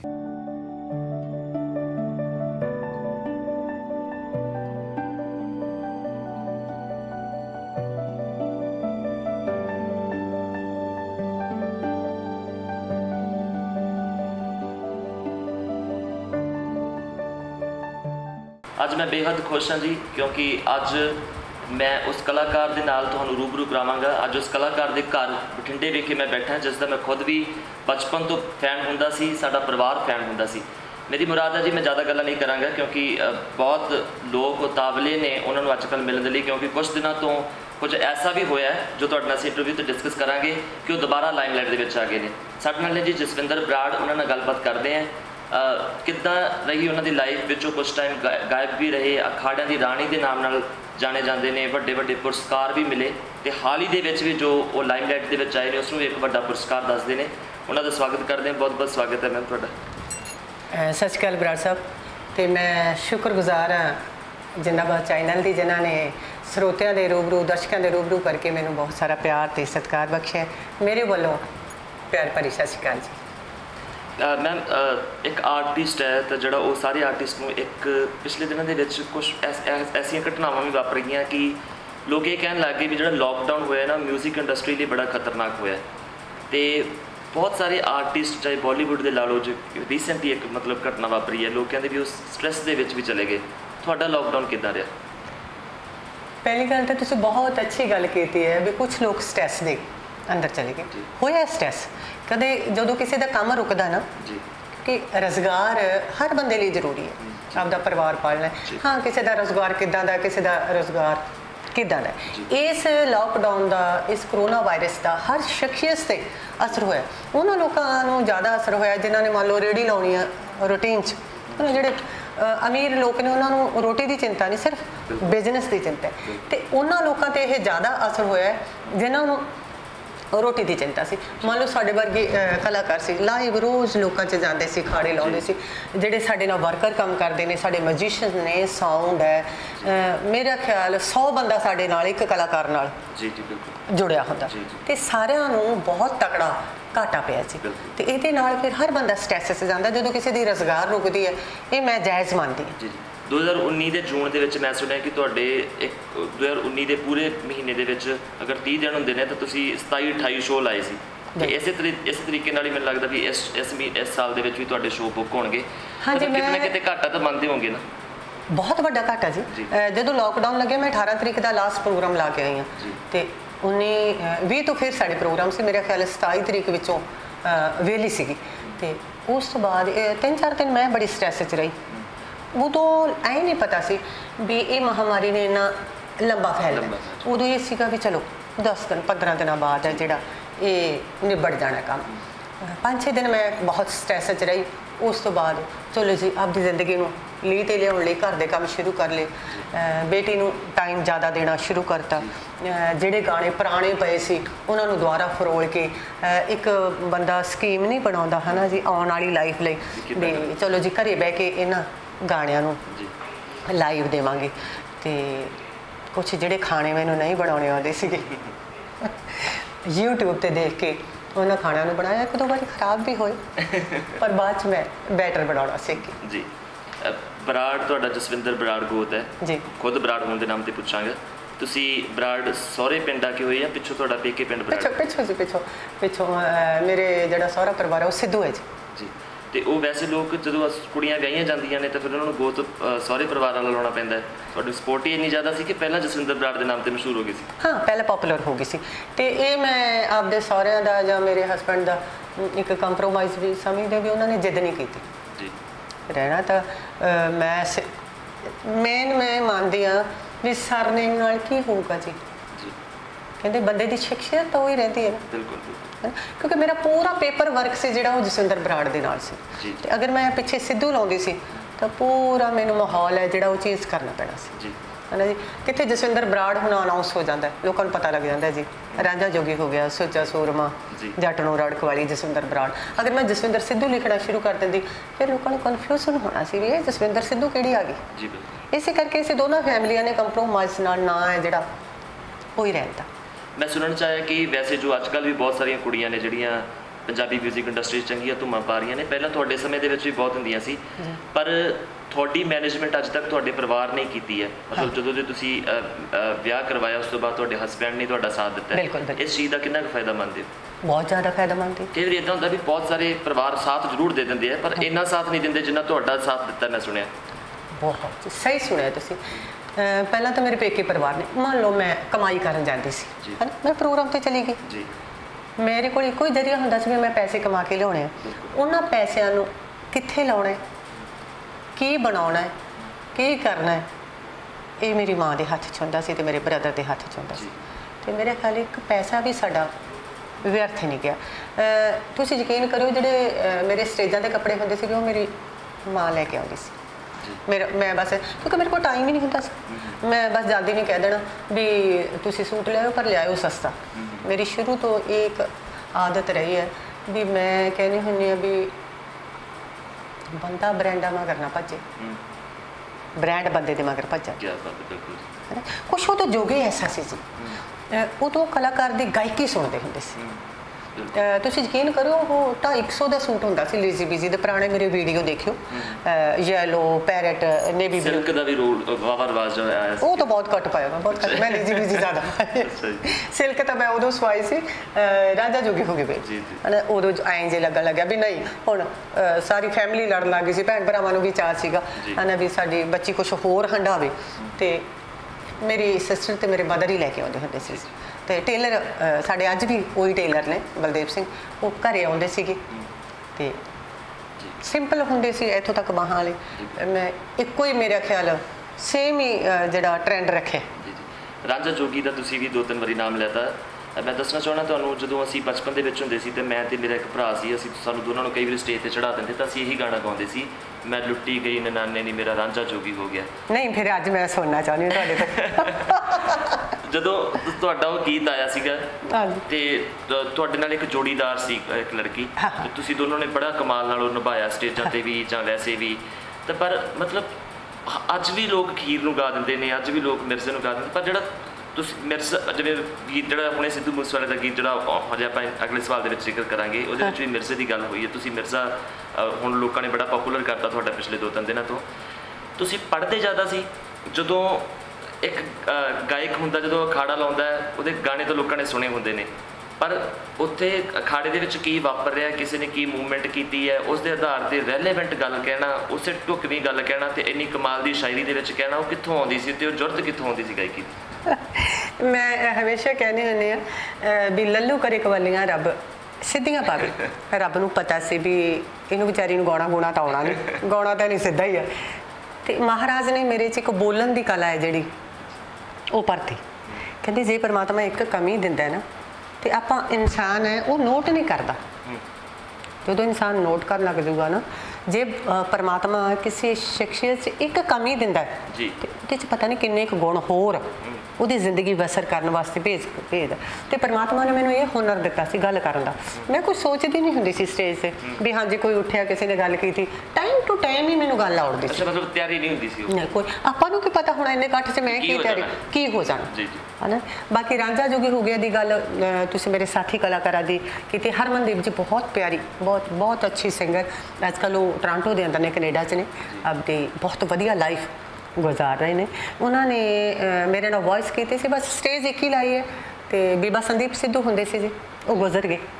ਉਹਨਾਂ ਨੇ ਰਾਂਝਾ ਜੋਗੀ ਵੇਲੇ ਮੇਰਾ ਬਹੁਤ ਸਾਥ ਸਟੇਜਾਂ 'ਤੇ ਦਿੱਤਾ। ਬਹੁਤ ਪਿਆਰੇ ਸਿੰਗਰ ਸੀ ਜੀ। ਇੱਥੇ ਇੱਕ ਸਵਾਲ ਬਣਦਾ, ਵੈਸੇ ਤੁਸੀਂ ਚੰਗਾ ਕੀਤਾ ਖੁਦ ਦੱਸਦਾ ਵੀ ਉਹ ਲੋਕ ਪੁੱਛਦੇ ਨੇ ਵੀ ਉਹ ਜਿਹੜੀਆਂ ਬੀਬੀਆਂ ਤੁਹਾਡੇ ਨਾਲ ਗਾਉਂਦੀਆਂ ਰਹੀਆਂ ਨੇ, ਚੰਗਾ ਗਾਉਂਦੀਆਂ, ਤੁਹਾਡੀ ਜੋੜੀ ਚੰਗੀ ਹੁੰਦੀ ਸੀ, ਉਹ ਕਿੱਥੇ ਨੇ? ਚਲੋ ਤੁਸੀਂ ਖੈਰ ਦੱਸਦਾ, ਪਰ ਇੱਥੇ ਇੱਕ ਸਵਾਲ ਹੈ, ਧਰਮਪ੍ਰੀਤ ਜਦੋਂ ਗਾਉਂਦੇ ਹੁੰਦੇ ਸੀ ਉਹ ਵੀ ਨਾਲ ਕੁਲਦੀਪ ਰਸੀਲਾ ਨੂੰ ਰੱਖਦੇ ਸੀ, ਉਹਨਾਂ ਨੂੰ ਕਈ ਲੋਕਾਂ ਨੇ ਸਵਾਲ ਕੀਤੇ ਸੀ। ਮੈਂ ਵੀ ਤੁਹਾਨੂੰ ਪੁੱਛਣਾ ਚਾਹੁੰਦਾ ਵੀ ਤੁਸੀਂ ਇੱਕ ਕੁੜੀ ਨੂੰ ਹੀ ਕਿਉਂ ਪ੍ਰੈਫਰ ਕੀਤਾ, ਕਦੇ ਕੋਈ ਜੋੜੀਦਾਰ? ਕਿਉਂਕਿ ਅੱਜ ਕੱਲ੍ਹ ਡਿਊਟ ਚੱਲਦੇ ਨੇ, ਮੁੰਡੇ ਕੁੜੀ ਦੀ ਜੋੜੀ ਚੱਲਦੀ ਹੈ, ਤੁਸੀਂ ਆਪਦੇ ਨਾਲ ਕੁੜੀ ਨੂੰ ਹੀ ਰੱਖਿਆ? ਇਹਦੇ 'ਚ ਕੋਈ ਖਾਸ ਵਜ੍ਹਾ ਸੀ ਜਾਂ ਬਸ ਸਬੱਬ ਹੀ ਇੱਦਾਂ ਦੇ ਬਣਦੇ ਸੀ? ਨਹੀਂ, ਮੈਂ ਡਿਊਟ ਮੁੰਡਿਆਂ ਨਾਲ ਗਾ ਚੁੱਕੀ ਸੀ, ਧੱਕੇ ਖਾ ਚੁੱਕੀ ਸੀ, ਮੈਂ ਆਪਦਾ ਜਿਹੜਾ ਸਟਰਗਲ ਹੈ ਉਹ ਕਰ ਚੁੱਕੀ ਸੀ ਜੀ, ਹੈ ਨਾ। ਦੇਖੋ ਕੁੜੀ ਨਾਲ ਕੁੜੀ ਬਹਿੰਦੀ ਹੈ, ਮੇਰੇ ਪ੍ਰੋਗਰਾਮ ਹੁੰਦੇ ਸੀ ਸੋਲੋ, ਕੁੜੀ ਨਾਲ ਕੁੜੀ ਬਹਿੰਦੀ ਹੈ, ਨਾਲੇ ਤਾਂ ਉਹ ਕੁੜੀ ਇੱਕ ਅੱਧਾ ਗਾਣਾ ਗਾ ਦਿੰਦੀ ਸੀ, ਮੈਨੂੰ ਰੈਸਟ ਮਿਲਦੀ ਸੀ, ਨਾਲੇ ਕੁੜੀਆਂ ਜਦੋਂ ਅਸੀਂ ਗੱਡੀ 'ਚ ਲੰਬਾ ਸਫ਼ਰ ਤੈਅ ਕਰਦੀਆਂ ਸੀ, ਹੈ ਨਾ, ਜਿਹੜੀ ਕੁੜੀ ਨੇ ਕੁੜੀ ਨਾਲ ਗੱਲ ਕਰ ਲੈਣੀ, ਇੰਜੋਇਮੈਂਟ ਕਰਨੀ, ਹਾਸਾ ਠੱਠਾ ਕਰਨਾ, ਇੱਕ ਭੈਣਾ ਵਰਗਾ ਸਾਥ ਹੁੰਦਾ ਸੀ ਸਾਡਾ। ਜਿਹੜੀ ਵੀ ਕੁੜੀ ਮੇਰੇ ਨਾਲ ਗਈ ਹੈ ਤੇ ਮੈਨੂੰ ਕੁੜੀ ਲਿਜਾਣਾ ਜ਼ਿਆਦਾ ਵਧੀਆ ਲੱਗਦਾ ਸੀ। ਬਾਕੀ ਜਸਵਿੰਦਰ ਬਰਾੜ ਦਾ ਨਾਮ ਸੀ ਤੇ ਉਹ ਕੁੜੀ ਨੂੰ ਮੌਕਾ ਵੀ ਚੰਗਾ ਮਿਲ ਜਾਂਦਾ ਸੀ ਸਟੇਜ 'ਤੇ, ਮੈਨੂੰ ਲੱਗਦਾ ਉਹਨਾਂ ਨੂੰ। ਨਹੀਂ, ਮੈਂ ਇਹ ਨਹੀਂ ਕਹਿ ਸਕਦੀ, ਸਭ ਦਾ ਦਾਣਾ ਪਾਣੀ, ਸਭ ਦੀ ਕਿਸਮਤ ਵੱਖੋ ਵੱਖਰੀ। ਬਸ ਮੈਨੂੰ ਐਂ ਲੱਗਦਾ ਹੁੰਦਾ ਸੀ ਵੀ ਮੇਰੇ ਨਾਲ ਕੋਈ ਸਾਥੀ ਕੁੜੀ ਹੋਣੀ ਚਾਹੀਦੀ ਹੈ। ਉਸ ਤੋਂ ਬਾਅਦ ਭਿੰਦਰ ਡਾਬਾ ਵਾਲੀ ਸਾਹਿਬ ਦਾ ਦਿਮਾਗ ਕੰਮ ਕੀਤਾ। ਇਹ ਟੀਮ ਵਰਕ ਹੁੰਦਾ, ਕੋਈ ਵੀ ਬੰਦਾ ਇਕੱਲਾ ਨਹੀਂ ਕੰਮ ਕਰਦਾ। ਗੋਇਲ ਕੰਪਨੀ, ਗੋਇਲ ਸਾਹਿਬ, ਭਿੰਦਰ ਡਾਬਾ ਵਾਲੀ ਸਾਹਿਬ, ਸਾਡੇ ਬੀਨਾ ਸਾਗਰ ਭਾਜੀ ਉਹ USA 'ਚ ਨੇ। ਇਹ ਇੱਕ ਟੀਮ ਹੁੰਦੀ ਸੀ, ਬਲਕਾਰ ਦਿਲ ਖੁਸ਼, म्यूजिक डायरैक्टर ने अजकल बड़े अच्छे, इन्हां दी एक टीम हुंदी सी। उदों धर्मा भाजी, हरदेव, माही नंगल भाजी स्टार हुंदे सी ते उन्हां ने जो चीज़ कहनी ते कंपनी वालियां ने खरीद के देनी ते उदों मैं आई बैठी हुंदी सी भी कदे मेरा भी टाइम आऊगा। मैं इत्थे इस गल तो मैनूं एक गल याद आई है कि तुसीं लाइव शो दे विच एक गल कही सी एक वारी कि जदों तुसीं स्ट्रगल दी दुनिया दे विच सीगे, जदों तुसीं सोचदे हुंदे सी, मेहनत करदे सी ते उदों हरदेव, माही नंगल होरां दा जां होर कई आर्टिस्टां दा नाम हुंदा सी ते तुसीं ਇਹ ਵੀ ਦੱਸਿਆ ਸੀਗਾ, ਜੇ ਤੁਸੀਂ ਹੁਣ ਵੀ ਦੱਸਣਾ ਚਾਹੋ ਵੀ ਤੁਹਾਡੇ ਨਾਲ ਮਾੜੀ ਮੋਟੀ ਉਹ ਕਰ ਵੀ ਜਾਂਦੇ ਸੀ ਵੀ ਤੁਹਾਨੂੰ ਲੈ ਕੇ ਨਹੀਂ ਜਾਂਦੇ ਸੀ ਕਈ ਵਾਰੀ, ਜਾਂ ਜਦੋਂ ਲੋੜ ਹੁੰਦੀ ਸੀ ਉਦੋਂ ਲੈ ਕੇ ਜਾਂਦੇ ਸੀ? ਨਹੀਂ, ਮੈਂ ਕਿਸੇ ਫਾਈਨਲੀ ਕਿਸੇ ਕਲਾਕਾਰ ਦਾ, ਕਿਉਂਕਿ ਹਰਦੇਵ ਭਾਜੀ ਨੇ ਮੈਨੂੰ ਬਹੁਤ ਰਿਸਪੈਕਟ ਦਿੱਤੀ ਹੈ। ਧਰਮਪ੍ਰੀਤ ਤਾਂ ਇੱਕ ਸੋਲੋ ਆਰਟਿਸਟ ਸੀਗੇ ਹੈ ਨਾ ਜੀ। ਉਹ ਜਦੋਂ ਜਿਸ ਕੰਪਨੀ 'ਚ ਮੈਂ ਸੀ, ਸਟਾਰ ਸੀ ਦੋਨੇ ਜੀ, ਵੀ ਮੈਂ ਬੈਠੀ ਵੇਖਦੀ ਹੁੰਦੀ ਸੀ, ਮੇਰਾ ਸਟਰਗਲ ਸੀ ਕਿਉਂਕਿ ਕੰਪਨੀ ਬਹੁਤ ਰਿਸਪੈਕਟ ਕਰਦੀ ਸੀ ਉਹਨਾਂ ਦੀ ਜੀ, ਬਹੁਤ ਹੈ ਨਾ। ਧਰਮਾ ਭਾਜੀ ਦਾ, ਹਰਦੇਵ ਭਾਜੀ ਨੂੰ ਜਦੋਂ ਦੁਨੀਆ ਪਿਆਰ ਕਰਦੀ ਸੀ, ਧਰਮਾ ਭਾਜੀ ਨੂੰ ਜਦੋਂ ਦੁਨੀਆ ਪਿਆਰ ਕਰਦੀ ਸੀ, ਜਾਂ ਕੰਪਨੀ ਜਦੋਂ ਉਹਨਾਂ ਦੀਆਂ ਡਿਮਾਂਡਸ ਪੂਰੀ ਕਰਦੀ ਸੀ ਤੇ ਉਦੋਂ ਮੈਂ ਬੈਠੀ ਦੇਖਦੀ ਹੁੰਦੀ ਸੀ ਵੀ ਕਾਸ਼ ਆਹ ਦਿਨ ਕਦੇ ਮੇਰੇ ਤੇ ਵੀ ਆਉਣਗੇ ਜੀ, ਕਾਸ਼ ਆਹ ਦਿਨ ਕਦੇ ਮੇਰੇ ਤੇ ਵੀ ਆਉਣਗੇ। ਤੇ ਮੈਂ ਹਮੇਸ਼ਾ ਕਹਿੰਦੀ ਹੁੰਦੀ ਵੀ ਮੈਨੂੰ ਚੀਜ਼ਾਂ ਮਿਲੀਆਂ ਨੇ, ਰਿੜ ਕੇ ਮਿਲੀਆਂ ਜੀ, ਪਰ ਆਹ ਪਹਿਲੀ ਚੀਜ਼ ਹੈ ਜਿਹੜੀ ਰੱਬ ਨੇ ਮੈਨੂੰ ਛੱਪੜ ਪਾੜ ਕੇ ਦਿੱਤੀ, ਜਿਹੜਾ ਅੱਜ ਦਾ ਮਾਹੌਲ ਆ, 3 ਦਿਨਾਂ ਦਾ ਮਾਹੌਲ ਜੀ। ਮੈਂ ਇਹ ਪੁੱਛਣ ਲੱਗਿਆ ਸੀ 3 ਦਿਨਾਂ ਤੋਂ ਕਿੰਨੀ ਖੁਸ਼ੀ ਹੈ? ਸਿੱਧੂ ਮੂਸੇਵਾਲਾ ਨੇ ਇੱਕ ਬਹੁਤ ਵੱਡੀ ਰਿਸਪੈਕਟ ਦਿੱਤੀ ਹੈ ਜਸਵਿੰਦਰ ਬਰਾੜ ਨੂੰ, ਤਾਂ ਇਹਦੇ ਤੋਂ ਇਹ ਪਤਾ ਲੱਗਦਾ ਵੀ ਚਲੋ ਕਿੰਨੇ ਵੀ ਉਹਨਾਂ 'ਤੇ ਕੰਟਰੋਵਰਸੀਆਂ ਹੁੰਦੀਆਂ ਹੁਣ, ਪਰ ਉਹ ਜ਼ਰੂਰ ਜੁੜੇ ਹੋਏ ਆ ਪੁਰਾਣੀ ਗਾਇਕੀ ਦੇ ਨਾਲ, ਜ਼ਰੂਰ ਜੁੜੇ ਹੋਏ ਆ ਪੰਜਾਬ ਦੀ ਉਹ ਗਾਇਕੀ ਨਾਲ ਜਿਸ ਗਾਇਕੀ ਨੇ ਪੰਜਾਬ ਦਾ ਨਾਮ ਬਣਾਇਆ। ਜਸਵਿੰਦਰ ਬਰਾੜ, ਲਾਭ ਹੀਰਾ, ਇਹਨਾਂ ਦੇ ਨਾਮ ਉਹਨਾਂ ਨੇ ਲਏ ਹੈ। ਤੁਹਾਡਾ ਨਾਮ ਲਿਆ, ਕਿੰਨੀ ਕੁ ਖੁਸ਼ੀ ਹੈ ਪਿਛਲੇ ਦਿਨਾਂ ਤੋਂ? ਬੇਹੱਦ ਖੁਸ਼ੀ ਜੀ। ਪਹਿਲੀ ਗੱਲ ਤਾਂ ਮੈਨੂੰ ਨਹੀਂ ਪਤਾ ਵੀ ਵਿਚਾਰਿਆਂ ਦੀ ਕਿਹੜੀ ਕੰਟਰੋਵਰਸੀ ਹੈ। ਤੁਸੀਂ ਲਾ ਲਓ, ਪਹਿਲਾਂ ਤਾਂ ਮੈਂ ਤੁਹਾਨੂੰ ਇਸ ਗੱਲ ਦਾ ਜਵਾਬ ਦਿੰਦੀ ਹਾਂ, ਕੰਟਰੋਵਰਸੀ ਦੀ ਗੱਲ ਕਰਦੇ, ਮੰਨ ਲਓ ਮੈਂ ਇੰਟਰਵਿਊ ਕਰ ਰਹੀ ਹਾਂ, ਮੈਂ ਮੰਨ ਰਹੀ ਹਾਂ ਵੀ ਮੈਨੂੰ ਗਾਉਣਾ ਨਹੀਂ ਆਉਂਦਾ, ਹਾਂਜੀ, ਮੈਂ ਮੰਨ ਰਹੀ ਹਾਂ, ਮੈਂ ਸ਼ਰੇਆਮ ਮੰਨ ਰਹੀ ਹਾਂ ਵੀ ਮੈਨੂੰ ਗਾਉਣਾ ਨਹੀਂ ਆਉਂਦਾ, ਬਈ ਨਹੀਂ ਆਉਂਦਾ, ਨਹੀਂ ਆਉਂਦਾ, ਨਹੀਂ ਜੀ, ਹੈ ਨਾ। ਉਸ ਦੇ ਬਾਵਜੂਦ ਮੈਂ ਪ੍ਰੋਗਰਾਮ ਲਾ ਰਹੀ ਹਾਂ ਤੇ ਥੱਲੇ ਬੇਵਕੂਫ ਲੋਕ ਕਮੈਂਟ ਕਰ ਰਹੇ ਨੇ ਵੀ ਬੇਸੁਰੀ ਔਰਤ, ਬੇਸੁਰੀ ਸਿੰਗਰ, ਤੇ ਬੇਵਕੂਫ ਮੈਂ ਹੋਈ ਕਿ ਕਮੈਂਟ ਕਰਨ ਵਾਲਾ ਹੋਇਆ? ਬਿਲਕੁਲ ਬਿਲਕੁਲ। ਇੱਕ ਲੰਗੜਾ ਦੱਸ ਰਿਹਾ ਵੀ ਮੈਂ ਲੰਗੜਾ ਹੈ ਬਾਈ, ਮੇਰੇ 1.5 ਲੱਖ ਹੈ, ਤੇ ਮੂਹਰੋਂ ਅਗਰ ਉਹਨੂੰ ਕੋਈ ਕਹਿ ਰਿਹਾ ਵੀ ਯਾਰ ਤੂੰ ਲੰਗੜਾ ਹੈ, ਤੇ ਲੰਗੜਾ ਬੇਵਕੂਫ ਹੋਇਆ ਕਿ ਉਹਨੂੰ ਲੰਗੜਾ ਕਹਿਣ ਵਾਲਾ ਹੋਇਆ ਜਿਹੜਾ ਖੁਦ ਮੰਨ ਰਿਹਾ। ਤੇ ਫਿਰ ਜਿਹੜੇ ਲੋਕ ਥੱਲੇ ਕਮੈਂਟ ਕਰਦੇ ਰਹਿੰਦੇ ਬੇਸੁਰੀ ਔਰਤ, ਬੇਸੁਰੀ ਕਲਾਕਾਰ, ਮਹਾ ਬੇਸੁਰੀ ਕਲਾਕਾਰ, ਉਹ ਭਰਾਓ ਮੈਂ ਤਾਂ ਕਦੀ ਨਹੀਂ ਕਿਹਾ ਵੀ ਮੈਂ ਤਾਨਸੈਨ ਦੀ ਔਲਾਦ ਹਾਂ, ਹਨਾ। ਮੈਂ ਤਾਂ ਇੱਕ ਬਿਲਕੁਲ ਖੇਤੀ ਵਾਲੇ ਪਰਿਵਾਰ ਚੋਂ, ਜੱਟ ਬੂੜ ਪਰਿਵਾਰ ਚੋਂ ਬਾਹਰ ਨਿਕਲੀ ਸੀ। 7 ਪੀੜ੍ਹੀਆਂ ਤੱਕ ਇਹ ਨਹੀਂ ਪਤਾ ਸੀ, ਮੇਰੀ ਮਾਂ ਨੂੰ ਹਾਲ ਤੱਕ ਨਹੀਂ ਪਤਾ। ਜਦੋਂ ਮੈਂ ਗਾਣਾ ਸ਼ੁਰੂ ਕਰਦੀ ਹਾਂ ਤੇ ਮੈਨੂੰ ਕਹਿਣਗੇ ਪੁੱਤ ਤੂੰ ਬੰਦ ਕਰ ਦਿੰਦਾ, ਫਿਰ ਤੂੰ ਆਪਦੇ ਆਪ ਹੀ ਵਿੱਚ ਸ਼ੁਰੂ ਕਰ ਲੈਣਾ, ਤੈਨੂੰ ਆਏ ਕਿਵੇਂ ਪਤਾ ਲੱਗ ਜਾਂਦਾ ਵੀ ਇੱਥੇ ਬੰਦ ਕਰਨਾ, ਇੱਥੇ ਸ਼ੁਰੂ ਕਰਨਾ। ਦੇਖੋ ਜੀ, ਉਸ ਪਰਿਵਾਰ ਚੋਂ ਬਿਲਕੁਲ ਬਿਲਕੁਲ ਸਿੰਗਰ ਬਣੀ ਜੀ, ਬਹੁਤ ਸਟਰਗਲ ਕੀਤਾ। ਮੈਂ ਪਹਿਲਾਂ ਗੱਲ ਕਹੀ ਵੀ ਮੈਨੂੰ ਹਰ ਚੀਜ਼ ਰਿੜ ਕੇ ਮਿਲੀ, ਪਰ ਆਹ ਜਿਹੜਾ 4 ਦਿਨਾਂ ਦਾ ਮੇਰੇ ਤੇ ਵਾਹਿਗੁਰੂ ਨੇ ਸਮਾਂ ਦਿੱਤਾ, ਵਾਹਿਗੁਰੂ ਸਿੱਧੂ ਮੂਸੇਵਾਲੇ ਦੇ ਵਿੱਚੋਂ ਦੀ ਆਇਆ ਜੀ, ਮੈਨੂੰ ਬਿਲਕੁਲ ਨਹੀਂ ਪਤਾ ਸੀ। ਹਾਂ, ਇਹ ਪੁੱਛਣਾ ਸੀ ਤੁਹਾਡੇ ਲਈ ਸਿੱਧੂ ਮੂਸੇਵਾਲੇ ਨੇ ਤੁਹਾਡਾ ਨਾਮ ਲਿਆ, ਤੁਹਾਡੇ ਲਈ ਸਰਪ੍ਰਾਈਜ਼ ਸੀ ਕਿ ਪਤਾ ਸੀ ਤੁਹਾਨੂੰ? ਐਡਾ ਸਰਪ੍ਰਾਈਜ਼ ਸੀ ਬਿਲਕੁਲ। 1-2 ਦਿਨ ਪਹਿਲਾਂ YouTube ਤੇ ਕਿਸੇ ਨੇ ਲਿੰਕ ਭੇਜੀ ਸੀ ਵੀ ਤੁਹਾਡਾ ਕੁਛ ਆ ਰਿਹਾ ਸਿੱਧੂ ਮੂਸੇਵਾਲੇ ਸਾਹਿਬ ਨਾਲ। ਮੈਂ ਕਿਹਾ ਨਹੀਂ, ਮੈਂ ਐਂ ਜੀ ਕਰਕੇ ਟਾਲਤਾ, ਮੈਂ ਕਿਹਾ ਨਹੀਂ, ਕਈ ਵਾਰ ਵੈਸੀ ਗੱਲ ਮੀਡੀਆ 'ਚ ਗੁੱਸਾ ਨਾ ਕਰੋ ਜੀ ਜੀ, ਗੱਲ ਐਵੇਂ ਫੈਲ ਜਾਂਦੀ ਹੈ। ਮੈਂ ਇਗਨੋਰ ਕਰਤਾ ਸੀ, ਆਮ ਜਿਵੇਂ ਫੈਮਿਲੀ ਲਾਈਫ ਹੰਡਾਉਂਦੇ ਆ ਇਹ ਅਸੀਂ ਤੁਰੇ ਫਿਰੇ। ਜਦੋਂ ਅਸੀਂ ਵੈਸੇ ਮੈਂ ਇੱਕ ਗੱਲ ਕਹਿਦਾ ਵੀ ਮੈਂ ਉਹਨਾਂ ਦੀ ਭੂਆ ਲੱਗਦੀ ਹਾਂ। ਇਹੀ ਮੈਂ ਪੁੱਛਣਾ ਸੀਗਾ ਵੀ ਜਦੋਂ ਤੁਹਾਡੇ ਲਈ ਸਰਪ੍ਰਾਈਜ਼ ਸੀਗਾ, ਤੁਸੀਂ ਇੱਕ ਦਿਨ ਪਹਿਲਾਂ ਉਹਨਾਂ ਦੇ ਘਰੇ ਸੀਗੇ ਬਰਥਡੇ ਤੇ, ਉਹਨਾਂ ਦੇ ਬਰਥਡੇ ਤੇ? ਹਾਂਜੀ ਹਾਂਜੀ। ਮੈਨੂੰ ਕੁਛ ਨਹੀਂ, ਮੈਂ ਗੱਲ ਤੋੜਨਾ ਨਹੀਂ ਚਾਹੁੰਦੀ ਸੀ ਕਿਉਂਕਿ ਮੈਂ ਰਿਸ਼ਤੇਦਾਰੀ 'ਚ ਫਰਕ ਨਹੀਂ ਪਾਉਣਾ ਚਾਹੁੰਦੀ ਸੀ ਜੀ, ਹੈ ਨਾ। ਇੱਕ ਪਾਸੇ ਤਾਂ ਮੈਂ ਉਹਨਾਂ ਦੀ ਭੂਆ ਲੱਗਦੀ ਸੀ, ਇੱਕ ਪਾਸੇ ਜਾ ਕੇ ਮੈਂ ਪੁੱਛਦੀ ਵੀ ਆਹ ਨਿਊਜ਼ ਆਈ ਹੈ, ਉੱਥੇ ਰਿਸ਼ਤਿਆਂ 'ਚ ਫਰਕ ਪੈਂਦਾ ਜੀ। ਬਿਲਕੁਲ ਹੈ ਨਾ ਜੀ। ਤੇ ਬਰਥਡੇ ਤੇ ਤਾਂ ਅਸੀਂ ਜਾਣਾ ਹੀ ਜਾਣਾ ਸੀਗਾ, ਤੇ ਅਸੀਂ ਜਦੋਂ ਗਏ ਤੇ ਉੱਥੇ ਜਾ ਕੇ ਇਹ ਸਰਪ੍ਰਾਈਜ਼ ਹੈ ਜਿਹੜਾ ਮੈਨੂੰ ਮਿਲਿਆ। ਮੈਂ, ਤੁਸੀਂ ਯਕੀਨ ਨਹੀਂ ਕਰਨਾ, ਇੱਕ ਵਾਰੀ ਤਾਂ ਮੇਰਾ ਦਿਮਾਗ ਜਿਵੇਂ ਖੜ ਜਾ ਨਹੀਂ ਜਾਂਦਾ ਹੁੰਦਾ ਹੈ ਜੀ, ਜਦੋਂ ਉਹਨਾਂ ਨੇ ਮਤਲਬ ਫੋਨ ਰਾਹੀਂ ਸੁਣਾਇਆ, ਕਹਿੰਦੇ ਵੀ ਭੂਆ ਜੀ ਸੁਣੋ। ਉਹ ਐਸੇ ਸੋਹਣੇ ਤਰੀਕੇ ਨਾਲ, ਐਸੇ ਵਧੀਆ ਅੰਦਾਜ਼ 'ਚ ਉਹਨਾਂ ਨੇ ਮੈਨੂੰ ਇਹ ਪੁਰਸਕਾਰ, ਇਹ ਸਨਮਾਨ, ਇਹ ਸਤਿਕਾਰ ਦਿੱਤਾ ਹੈ ਜੀ, ਵੀ ਇਸ ਪੁਰਸਕਾਰ ਨੂੰ ਮੈਂ ਪੰਜਾਬ ਸਰਕਾਰ ਤੋਂ ਵੇਟ ਕਰਦੀ ਸੀ ਜੀ, ਵੀ ਮੈਂ ਸਾਰੀ ਉਮਰ ਸਾਫ ਸੁਥਰਾ ਗਾਇਆ ਜੀ, ਸਾਰੀ ਉਮਰ ਇਹ ਨਹੀਂ ਵੀ ਮੈਂ ਕਿਸੇ ਲਈ ਗਾਇਆ, ਮੈਂ ਆਪਦੇ ਲਈ ਵੀ ਸਾਫ ਸੁਥਰਾ ਗਾਇਆ, ਬਿਲਕੁਲ ਹੈ ਨਾ। ਪਰ ਜਦੋਂ ਕਹਿੰਦੇ ਕੋਈ ਬੱਚਾ ਅੱਛਾ ਕੰਮ ਕਰਦਾ ਉਹ ਆਪਦੀ ਮਾਂ ਵੱਲ ਜ਼ਰੂਰ ਜਾਂਦਾ, ਬਿਲਕੁਲ ਬਿਲਕੁਲ, ਆਪਦੇ ਵੱਡਿਆਂ ਵੱਲ ਬਿਲਕੁਲ ਬਿਲਕੁਲ, ਤਾਰੀਫ ਜ਼ਰੂਰ ਮੰਗਦਾ। ਸ਼ਾਬਾਸ਼ੀ, ਸ਼ਾਬਾਸ਼ੀ ਤਾਂ ਹਰ ਇਨਸਾਨ ਭੁੱਖਾ ਹੁੰਦਾ, ਬਿਲਕੁਲ, ਤੇ ਮੈਂ ਵੀ ਭੁੱਖੀ ਸੀ ਸ਼ਾਬਾਸ਼ੀ ਦੀ, ਹੈ ਨਾ। ਮੈਨੂੰ ਐਂ ਲੱਗਦਾ ਸੀ ਵੀ ਮੈਂ ਕੋਸ਼ਿਸ਼ ਕੀਤੀ ਹੈ ਸਾਰੀ ਜ਼ਿੰਦਗੀ ਅੱਛਾ ਗਾਉਣ ਦੇ ਹਨ ਵੀ ਸ਼ਾਇਦ ਮੈਨੂੰ ਕੋਈ ਪੁਰਸਕਾਰ ਮਿਲੇ। ਪਰ ਹੁਣ ਇਹ ਪੁਰਸਕਾਰ ਪੂਰੀ ਦੁਨੀਆ 'ਚ ਜਿੱਥੋਂ ਤੱਕ ਪੰਜਾਬੀ ਵਾਸਤੇ ਸ਼ਾਇਦ ਮੈਨੂੰ ਗੋਰਿਆਂ ਦੇ ਟਿਕਟੌਕ ਵੀ ਆ ਰਹੇ ਨੇ ਜਿਹੜੇ ਪੰਜਾਬੀ ਸਮਝਦੇ ਵੀ ਨਹੀਂ ਜੀ। ਤੇ ਐਡੋ ਵੱਡਾ ਪੁਰਸਕਾਰ ਕੀ ਹੋ ਸਕਦਾ? ਤੇ ਮੈਂ ਇਹ ਆਸਾਨ ਤਾਂ ਸਾਰੀ ਜ਼ਿੰਦਗੀ ਨਹੀਂ ਕਰ ਸਕਦੀ। ਮੈਂ ਹਿੱਕ ਠੋਕ ਕੇ ਕਹਿੰਦੀ ਹਾਂ ਨਾ, ਗੱਜ ਵੱਜ ਕੇ ਕਹਿੰਦੀ ਹਾਂ ਵੀ ਮੈਨੂੰ ਪੁਰਸਕਾਰ ਦਿੱਤਾ ਹੈ, ਮੈਨੂੰ ਮਾਨ ਸਤਿਕਾਰ ਦਿੱਤਾ ਹੈ ਜੀ ਸਿੱਧੂ ਮੂਸੇਵਾਲੇ। ਪਹਿਲੀ ਗੱਲ ਤਾਂ ਜੀ ਉਹਨਾਂ ਦੀ ਉਮਰ ਦੇ ਹਿਸਾਬ ਨਾਲ ਦੇਖੀਏ ਤਾਂ ਉਹਨਾਂ ਨੇ ਜਿਹੜਾ ਮਾਨ ਸਤਿਕਾਰ ਦਿੱਤਾ ਉਹ ਬੜਾ ਚੰਗਾ ਸੀ। ਦੂਜੀ ਗੱਲ ਜਿਹੜਾ ਤੁਸੀਂ ਉਹਦਾ ਸੋਚ ਦੇਖੋ ਜੀ, ਕਿੱਡੀ ਸੋਚ ਵਧੀਆ। ਬਿਲਕੁਲ ਬਿਲਕੁਲ ਬਿਲਕੁਲ। ਬਾਕੀ ਜਿਹੜਾ ਤੁਸੀਂ ਉਹ ਗਾਣੇ ਦੇ ਗੀਤ ਦੇ ਵਿੱਚ ਨਾਮ ਲਏ ਨੂੰ ਐਡਾ ਵੱਡਾ ਪੁਰਸਕਾਰ ਕਹਿੰਦੇ ਹੋ, ਤੁਹਾਡਾ ਬੜਾ ਬੜਾਪਨ ਹੈ ਤੇ ਸਾਨੂੰ ਬੜਾ ਲੋਕ ਪਸੰਦ ਕਰ ਰਹੇ ਨੇ ਜਦੋਂ ਤੁਸੀਂ ਉਹਨੂੰ ਪੁਰਸਕਾਰ ਕਹਿੰਦੇ ਹੋ ਤਾਂ। ਬਿਲਕੁਲ ਬਿਲਕੁਲ, ਕਿਉਂਕਿ ਇਸ ਟਾਈਮ ਇਹ ਬੰਦੇ ਨੂੰ ਮੰਨ ਲੈਣਾ ਚਾਹੀਦਾ ਹੈ। ਕਹਿੰਦੇ ਇੱਕ ਬਗੀਚੀ ਹੈ, ਫੁੱਲ ਖਿੜਿਆ ਹੋਇਆ ਜੀ ਹੈ ਨਾ ਜੀ, ਸ਼ਾਮ ਨੂੰ ਉਹਨੇ ਮੁਰਝਾਉਣਾ ਵੀ ਹੈ, ਦੂਜੇ ਫੁੱਲਾਂ ਨੇ ਵੀ ਜਨਮ ਲੈਣਾ ਜੀ, ਤਰ੍ਹਾਂ ਤਰ੍ਹਾਂ ਦੇ ਹੈ ਨਾ ਜੀ, ਕੋਈ ਨੀਲਾ, ਕੋਈ ਪੀਲਾ, ਕੋਈ ਕਿੱਦਾਂ ਦਾ, ਕੋਈ ਕਿੱਦਾਂ ਦਾ। ਇਸ ਗਾਇਕੀ ਦੇ ਅੰਦਰ ਵੀ ਉਸ ਤਰ੍ਹਾਂ ਦੇ ਫੁੱਲ ਆਉਂਦੇ ਆ ਹੈ ਨਾ ਜੀ। ਜਦੋਂ ਉਹ ਫੁੱਲ ਪੁਰਾਣੇ ਫੁੱਲਾਂ ਨੂੰ ਯਾਦ ਕਰਦੇ ਆ, ਸਤਿਕਾਰ ਦਿੰਦੇ ਆ ਜੀ ਹੈ ਨਾ ਜੀ, ਤੇ ਫਿਰ ਮੁਰਝਾਇਆ ਫੁੱਲ ਵੀ ਖਿੜ ਉੱਠਦਾ ਜੀ। ਤੁਸੀਂ ਵੈਸੇ ਜਨਰਲੀ ਆਪਣੇ ਭਤੀਜੇ ਸਿੱਧੂ ਮੂਸੇਵਾਲੇ ਦੀ ਗਾਇਕੀ ਨੂੰ ਸੁਣਦੇ ਹੋ, ਪਸੰਦ ਕਰਦੇ ਸੀ ਪਹਿਲਾਂ? ਮੈਂ ਇੱਕ ਸੱਚ ਦੱਸਾਂ ਵੀ ਮੈਂ ਟੀਵੀ ਬਹੁਤ ਘੱਟ ਦੇਖਦੀ ਜੀ। ਇੱਕ ਕੱਲੀ ਸਿੱਧੂ ਕਾਕੇ ਦੀ ਗੱਲ ਨਹੀਂ, ਬਹੁਤ ਘੱਟ ਟੀਵੀ ਦੇਖਦੀ ਆ। ਮੇਰੇ ਕੋਲ ਫੋਨ ਨਹੀਂ ਜੀ, ਪਤਾ ਨਹੀਂ ਮੈਂ ਅਜੀਬੋ ਗਰੀਬ ਜੀ ਔਰਤ ਪਰਮਾਤਮਾ ਨੇ ਇਸ ਸੰਸਾਰ ਤੇ ਭੇਜੀ ਹੈ। ਜੇ ਤੁਹਾਡੇ ਕੋਲ ਫੋਨ ਨਹੀਂ ਹੈਗਾ? ਨਾ, ਮੈਂ ਨਹੀਂ, ਪੂਰੀ ਉਮਰ ਮੈਂ ਨਹੀਂ ਰੱਖਿਆ। ਪਹਿਲਾਂ ਮੇਰੇ ਬ੍ਰਦਰ ਰੱਖਦੇ ਹੁੰਦੇ ਸੀ ਜੀ, ਉਸ ਤੋਂ ਬਾਅਦ ਮੇਰੇ ਹਸਬੈਂਡ ਰੱਖਦੇ ਜੀ ਹੈ ਨਾ। ਵੀ ਮੈਂ ਹਮੇਸ਼ਾ ਕਹਿੰਦੀ ਹੁੰਦੀ ਵੀ ਮੈਂ ਸਟੇਜ ਤੋਂ ਉੱਤਰ ਕੇ ਟੋਟਲੀ ਚੇਂਜ, ਜਸਵਿੰਦਰ ਬਰਾੜ ਉੱਥੇ ਹੀ ਛੱਡਿਆ ਸੀ। ਉਸ ਤੋਂ ਬਾਅਦ ਮੈਂ ਇੱਕ ਮਾਂ ਬਣ ਜਾਣੀ, ਇੱਕ ਪਤਨੀ ਬਣ ਜਾਣੀ, ਇੱਕ ਬੇਟੀ ਬਣ ਜਾਣੀ ਹੈ ਨਾ ਜੀ, ਇੱਕ ਔਰਤ ਬਣ ਜਾਣੀ। ਇਹ ਬਣਨਾ ਵੀ ਜ਼ਰੂਰੀ ਹੈ, ਕਿਉਂਕਿ ਫਿਰ ਜੇ ਇਕੱਲੇ ਸਿੰਗਰ ਰਹਿ ਜਾਗੇ, ਫਿਰ ਸਿੰਗਰ ਕਿਉਂ ਬਣੇ? ਆਪਦੇ ਪਰਿਵਾਰ ਨੂੰ, ਬਿਲਕੁਲ ਪਰਿਵਾਰ ਜੀ ਜੀ, ਉਹਨਾਂ ਨੂੰ ਖੁਸ਼ੀਆਂ ਦੇਣ ਲਈ ਹੈ ਨਾ ਜੀ। ਸਿੰਗਰ ਬਣ ਕੇ ਪਰਮਾਤਮਾ ਨੇ ਤਰੱਕੀ ਦੇਤੀ, ਸਰੋਤਿਆਂ ਨੇ ਪਿਆਰ ਦੇਤਾ, ਤੇ ਉਸ ਦੇ ਬਾਵਜੂਦ ਜੇ ਆਪਾਂ ਪਰਿਵਾਰ ਨੂੰ ਟਾਈਮ ਨਾ ਦੇਵਾਂਗੇ, ਪਰਿਵਾਰ ਨੂੰ ਸਾਂਭਾਂਗੇ ਨਾ, ਜਿਹੜੀ ਬਗੀਚੀ ਮਹਾਰਾਜੇ ਨੇ ਬਖਸ਼ੀ ਹੈ ਜੀ, ਇਹਨੂੰ ਸਵਾਰਾਂਗੇ ਨਾ। ਬੈਲੈਂਸ ਜ਼ਰੂਰੀ ਹੈ। ਬੈਲੈਂਸ ਜੀ, ਬਸ ਇੱਕ ਗੱਲ ਤੇ ਤੁਸੀਂ ਬਹੁਤ ਸੋਹਣਾ ਜਵਾਬ ਦਿੱਤਾ ਜੀ ਜੀ, ਬੈਲੈਂਸ ਜੀ ਜੀ। ਤੁਸੀਂ ਇਹ ਬਗੀਚੀ ਦੀ ਗੱਲ ਕੀਤੀ ਹੈ, ਇਸ ਟਾਈਮ ਮੈਂ ਦਰਸ਼ਕਾਂ ਨੂੰ ਦੱਸਣਾ ਚਾਹੁੰਦਾ, ਅਸੀਂ ਬਠਿੰਡੇ ਦੇ ਵਿੱਚ ਬੈਠੇ ਹਾਂ। ਤੁਸੀਂ ਉਸ ਪੀਕ ਤੇ ਰਹੇ ਜਿੱਥੇ ਮਤਲਬ ਮੈਂ ਕਹਿੰਦਾ ਵੀ ਜਦੋਂ ਸਾਡੇ ਇਲਾਕਿਆਂ ਦੇ ਵਿੱਚ ਕਈ ਵਾਰੀ ਆਸੇ-ਪਾਸੇ ਤੁਹਾਡਾ ਅਖਾੜਾ ਹੁੰਦਾ ਸੀ ਨਾ, ਤੇ ਅਸੀਂ ਖੇਤ ਝੋਨਾ ਲਾਉਣ ਵਾਲਿਆਂ ਦੀ ਕਦੇ ਚਾਹ ਪਾਣੀ ਲੈ ਕੇ ਜਾਣਾ, ਤਾਂ ਖੇਤ ਜਾ ਕੇ ਦੇਖਣਾ ਵੀ ਝੋਨਾ ਲਾਉਂਦੇ ਹੀ ਸਾਰੇ ਪਤਾ ਨਹੀਂ ਕਿੱਧਰ ਗਏ, ਤੇ ਫਿਰ ਪਤਾ ਲੱਗਣਾ ਵੀ ਕੀ ਹੋ ਗਿਆ, ਤੇ ਕਹਿੰਦੇ ਕਿ ਜਸਵਿੰਦਰ ਬਰਾੜ ਦਾ ਅਖਾੜਾ ਸੀ ਫਲਾਣੇ ਪਿੰਡ, ਉਹ ਤਾਂ ਸਾਰੇ ਉੱਥੇ ਚਲੇ ਗਏ। ਮਤਲਬ ਇਸ ਪੀਕ ਤੇ ਰਹੇ ਤੁਸੀਂ। ਉਦੋਂ ਵੀ ਇੰਡਸਟਰੀ ਦੇ ਵਿੱਚ ਬਹੁਤ ਇਸ ਕੰਮ ਦੇ ਵਿੱਚ ਵਧੀਆ ਅਖਾੜੇ ਲੱਗਦੇ ਸੀ, ਤਾਂ ਲੋਕ ਪੈਸਾ ਵੀ ਵਧੀਆ ਸੀ।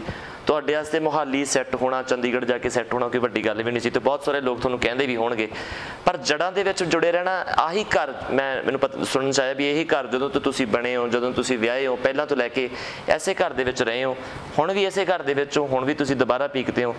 ਜੜ੍ਹਾਂ ਦੇ ਨਾਲ ਜੁੜੇ ਰਹਿਣ ਦਾ ਕੋਈ ਕਾਰਨ ਸੀ, ਜਾਂ ਬਠਿੰਡੇ ਨਾਲ ਕੋਈ ਮੋਹ ਪਿਆਰ ਸੀ, ਜਾਂ ਇਸ ਘਰ ਨਾਲ ਹੀ ਕੋਈ ਵੱਖਰਾ ਪਿਆਰ ਸੀ?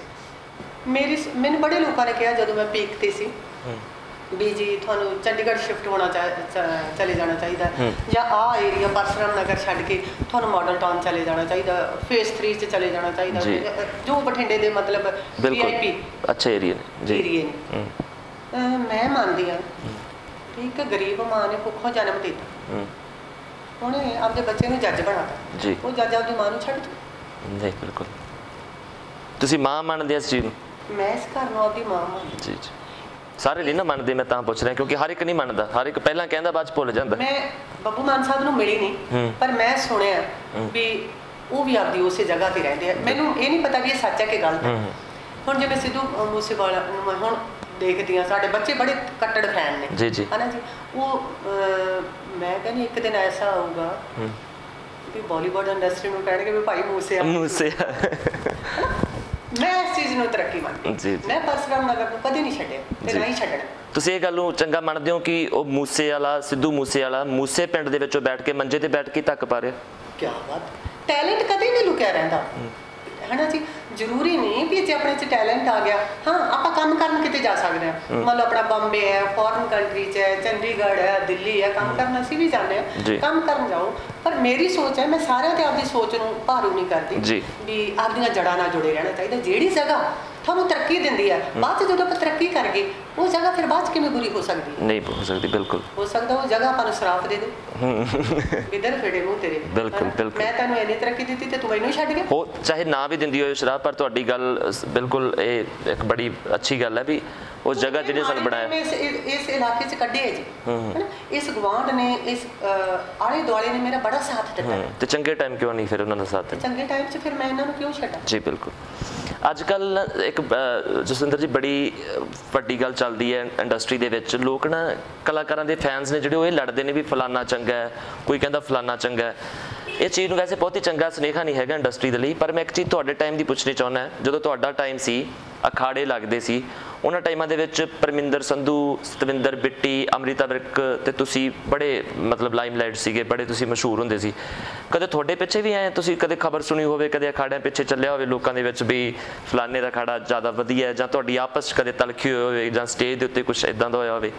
ਮੁਕਾਬਲੇ ਹੁੰਦੇ ਸੀ ਉਦੋਂ, ਤੁਹਾਨੂੰ ਲੱਗਦਾ ਵੀ ਜਸਵਿੰਦਰ ਬਰਾੜ ਚੰਗੀ ਹੈ, ਅੰਮ੍ਰਿਤਾ ਵਿਰਕ ਚੰਗੀ ਹੈ?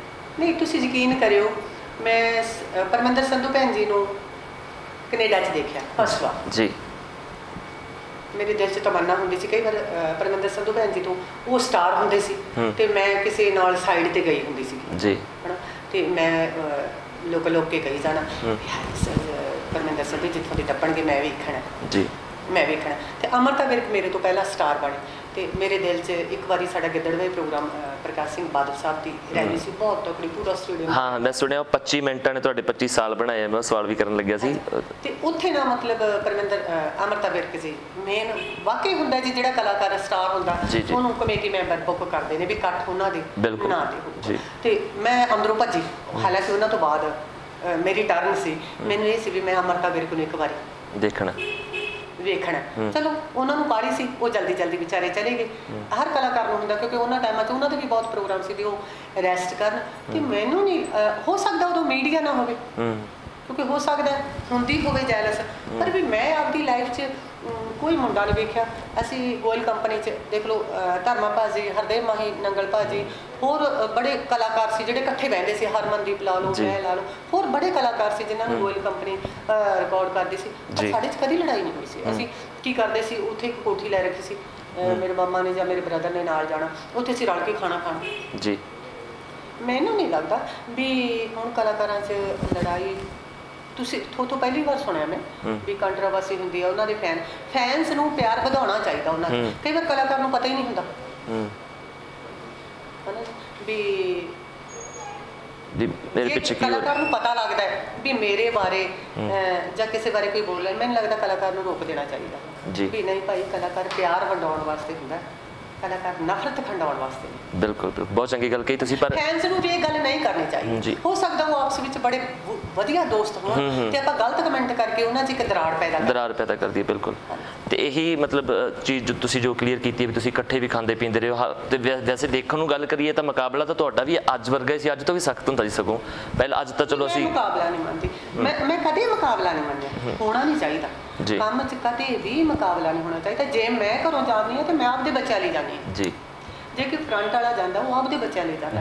ਤੁਸੀਂ ਇੱਥੇ ਮੇਰੀ ਇੰਟਰਵਿਊ ਕਰਨਾ ਹੈ, ਤੁਸੀਂ ਆਪਦੇ ਚੈਨਲ ਲਈ ਜੀ ਜੀ ਕਦੇ ਵੀ ਕਿਸੇ ਕੰਮ ਨੂੰ ਜਦੋਂ ਤੁਸੀਂ ਮੁਕਾਬਲੇ ਨਾਲ ਕਰੋਗੇ ਨਾ, ਕਿਸੇ ਦੇ ਮੂਰਲੇ ਨੂੰ ਖਤਮ ਕਰਨ ਲਈ ਕਰੋਗੇ, ਇੱਕ ਦਿਨ ਐਸਾ ਆਊਗਾ ਵੀ ਆਪਾਂ ਖੁਦ ਖਤਮ ਹੋ ਜਾਾਂਗੇ ਉਸ ਈਰਖਾ 'ਚ ਜੀ। ਈਰਖਾ ਇੱਕ ਐਸੀ ਅੱਗ ਹੈ, ਉਹ ਕਿਸੇ ਨੂੰ ਖਤਮ ਨਹੀਂ ਕਰਦੀ, ਬੰਦੇ ਨੂੰ ਖੁਦ ਖਤਮ ਕਰ ਦਿੰਦੀ। ਬਸ ਆਹੀ ਚੀਜ਼ ਸੀ ਜਿਹੜੀ ਚੀਜ਼ ਤੋਂ ਮੈਂ ਬਚੀ ਰਹੀ ਜੀ। ਲੋਕਾਂ ਨੂੰ ਕੀ ਵਹਿਮ ਹੋਊਗਾ ਮੇਰੇ ਪ੍ਰਤੀ, ਮੈਂ ਕਿਸੇ ਦਾ ਮਨ ਨਹੀਂ ਪੜ੍ਹ ਸਕਦੀ, ਪਰ ਮੈਂ ਖੁਦ ਕਹਿੰਦੀ ਹਾਂ ਵੀ ਮੇਰੇ 'ਚ ਈਰਖਾ ਨੇ ਕਦੇ ਜਨਮ ਨਹੀਂ ਲਿਆ ਜੀ ਜੀ। ਹਰ ਬੰਦਾ ਆਪਦੀ ਆਪਦੀ ਕਿਸਮਤ ਲੈ ਕੇ ਆਉਂਦਾ ਜੀ। ਇੱਥੇ ਆਪਾਂ ਵੈਸੇ ਤੁਸੀਂ ਅੱਧਾ ਅਖਾੜਾ ਤਾਂ ਜਿਹੜੀਆਂ ਤੁਸੀਂ ਅਖਾੜੇ 'ਚ ਗੱਲਾਂ ਕਰਦੇ ਸੀ, ਇਹੋ ਜਿਹੀਆਂ ਗੱਲਾਂ ਕੁਛ ਮੈਨੂੰ ਸਿਖਾਈ ਦਿੱਤੀਆਂ ਨੇ, ਪਰ ਇੱਥੇ ਆਪਾਂ ਥੋੜ੍ਹਾ ਮਾਹੌਲ ਬਣਦੇ ਹਾਂ। ਕੋਈ ਵੀ ਇੱਕ ਗੀਤ ਜਿਹੜਾ ਤੁਹਾਡਾ ਚੰਗਾ, ਮੈਂ ਨਾ ਜਦੋਂ ਤੁਸੀਂ ਗੀਤ ਗਾਉਂਦੇ ਹੁੰਦੇ ਸੀ ਤਾਂ ਤੁਹਾਡੀਆਂ ਬਾਹਾਂ ਆਕੜਦੀਆਂ ਸੀ ਜਦੋਂ ਤੇ ਜ਼ੁਰਤ ਲੱਗਦੀ ਸੀ ਪੂਰੀ, ਐਂ ਲੱਗਦਾ ਸੀ ਬੰਦੇ ਨੂੰ ਅਗਲੇ ਬੈਠੇ ਨੂੰ, ਅਗਲੇ ਨੂੰ ਜਿਵੇਂ ਕਬੱਡੀ ਦਾ ਮੈਚ ਚੱਲੀ ਜਾਂਦਾ ਨਾ, ਅਗਲੇ ਦਰਸ਼ਕਾਂ ਨੂੰ ਜ਼ੁਰਤ ਮਤਲਬ ਜੋਸ਼ ਆ ਜਾਂਦਾ ਸੀ ਕਿ ਇਦਾਂ ਦਾ ਕੋਈ ਜੋਸ਼ ਜਿਹਾ ਵੀ ਸਾਡੀ ਇੰਟਰਵਿਊ ਵੀ ਜੋਸ਼ ਨਾਲ ਜੀ। ਪਰ ਤੁਹਾਡੇ ਤੁਸੀਂ ਕਹਿੰਦੇ ਵੀ ਜੋਸ਼ ਆ ਜਾਂਦਾ, ਮੈਂ ਹਮੇਸ਼ਾ ਸਟੇਜ ਤੇ ਗੱਲ ਕਰੀ ਵੀ ਜਦੋਂ ਨਾ ਅਨਾਉਂਸ ਹੁੰਦਾ ਨਾ, ਜਦੋਂ ਨਵੀਂ ਨਵੀਂ ਮਤਲਬ ਹਿੱਟ ਹੋਈਆਂ ਤੇ ਵੀ ਜਸਵਿੰਦਰ ਬਰਾੜ ਹੈ ਨਾ, ਅਗਲਿਆਂ ਨੇ ਕਹਿਣਾ ਵੀ ਮੋਟੀ ਡਾਢੀ ਕੁੜੀ ਕੋਈ ਉੱਚੀ ਲੰਮੀ ਉਤਰੂਗੀ, ਤੇ ਜਦੋਂ 100 ਗ੍ਰਾਮ ਦੀ ਉੱਤਰ ਅੱਛਾ ਯਾਰ ਇਹ ਨਹੀਂ ਗਾਇਆ।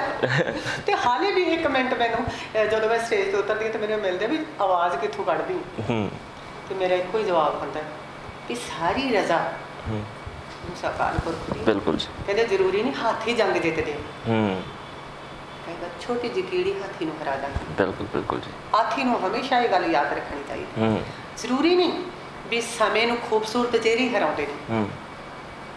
ਮੈਂ ਇੱਕ ਗੱਲ ਸੁਣਾਉਣ ਲੱਗੀ ਜੀ, ਕੋਈ ਬੜੀ ਖੂਬਸੂਰਤ ਨਰਤਕੀ ਅੱਗੇ ਰਾਜੇ ਬੁਲਾਉਂਦੇ ਹੁੰਦੇ ਸੀ ਜੀ ਜੀ। ਰਾਜਾ ਜਦੋਂ ਉਹਨੂੰ ਹੀਰਿਆਂ ਦਾ ਹਾਰ ਪਾਉਣ ਲੱਗਿਆ, ਬੜੀ ਸੁਣਨ ਵਾਲੀ ਗੱਲ ਜੀ ਜੀ, ਤੇ ਉਹ ਨਰਤਕੀ ਹੱਸ ਪਈ ਰਾਜੇ ਦਾ ਚਿਹਰਾ ਮੋਹਰਾ ਦੇਖ ਕੇ। ਰਾਜਾ ਰੱਜ ਕੇ ਸ਼ੈਰ ਸੀ, ਰੱਜ ਬਦਸੂਰਤ।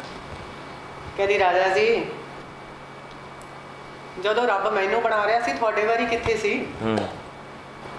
ਰਾਜਾ ਬੜਾ ਸਮਝਦਾਰ ਸੀ, ਕਹਿੰਦਾ ਜਦੋਂ ਤੈਨੂੰ ਬਣਾ ਰਿਹਾ ਸੀ ਨਾ ਰਾਜਾ, ਉਦੋਂ ਮੇਰੀ ਕਿਸਮਤ ਖੂਬਸੂਰਤ ਬਣਾ ਰਿਹਾ ਸੀ। ਕਿਆ ਬਾਤ, ਕਿਆ ਬਾਤ, ਬਿਲਕੁਲ। ਕਹਿੰਦਾ ਅੱਜ ਉਹੀ ਬਦਸੂਰਤ ਰਾਜੇ ਦੀ ਕਿਸਮਤ ਖੂਬਸੂਰਤ ਹੈ ਕਿ ਤੇਰੇ ਵਰਗੇ ਖੂਬਸੂਰਤ ਲੋਕ ਥੱਲੇ ਮੇਰੇ ਵਿਹੜੇ 'ਚ ਨੱਚਦੇ। ਬਿਲਕੁਲ ਜੀ। ਇਸੇ ਕਰਕੇ ਮੈਂ ਕਹਿੰਦੀ ਦੁਨੀਆ ਸ਼ਕਲਾਂ ਤੇ ਮਾਣ ਨਾ ਕਰੋ, ਰੱਬ ਅੱਗੇ ਅਰਦਾਸ ਕਰੋ ਕਿ ਪਰਮਾਤਮਾ ਸ਼ਕਲ ਨਾਲੋਂ ਜ਼ਿਆਦਾ ਮੇਰੀ ਕਿਸਮਤ ਖੂਬਸੂਰਤ ਬਣਾ ਦੇ ਜੀ।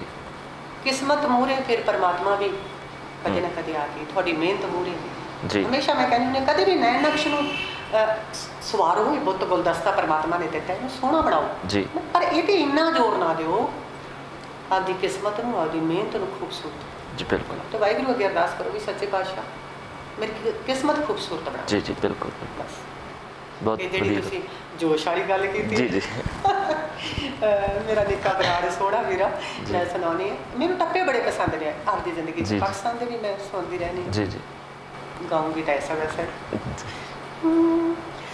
ਕੰਨੀ ਸੋਨਾ ਦੋ ਮਾਸ ਦਾ, ਕੰਨੀ ਸੋਨਾ ਦੋ ਮਾਸ ਦਾ, ਕੰਨੀ ਸੋਨਾ ਦੋ ਮਾਸੇ, ਇੱਕ ਪਾਸੇ ਰੱਖ ਸੋਹਣਿਆ ਵਾ ਨਹੀਂ ਨੇ ਬਣੀ, ਦੋ ਪਾਸੇ ਵਾ ਨਹੀਂ ਨੇ ਬਣੀ, ਦੋ ਪਾਸੇ ਵਾ ਨਹੀਂ ਨੇ ਬਣੀ, ਦੋ ਪਾਸੇ ਬੰਨੇ ਤੇ ਕੋਈ ਦਿਸਦੇ ਵਾ, ਬੰਨੇ ਤੇ ਕੋਈ ਦਿਸਦੇ, ਅੰਦਰੋਂ ਤਾਂ ਮੁੱਕ ਗਏ ਵੇ ਉੱਤੋਂ ਮਾਸ ਨਰੋਏ ਦਿਸਦੇ ਵੇ, ਉੱਤੋਂ ਮਾਸ ਨਰੋਏ ਦਿਸਦੇ ਵੇ, ਉੱਤੋਂ ਮਾਸ ਨਰੋਏ ਦਿਸਦਾ ਹੈ।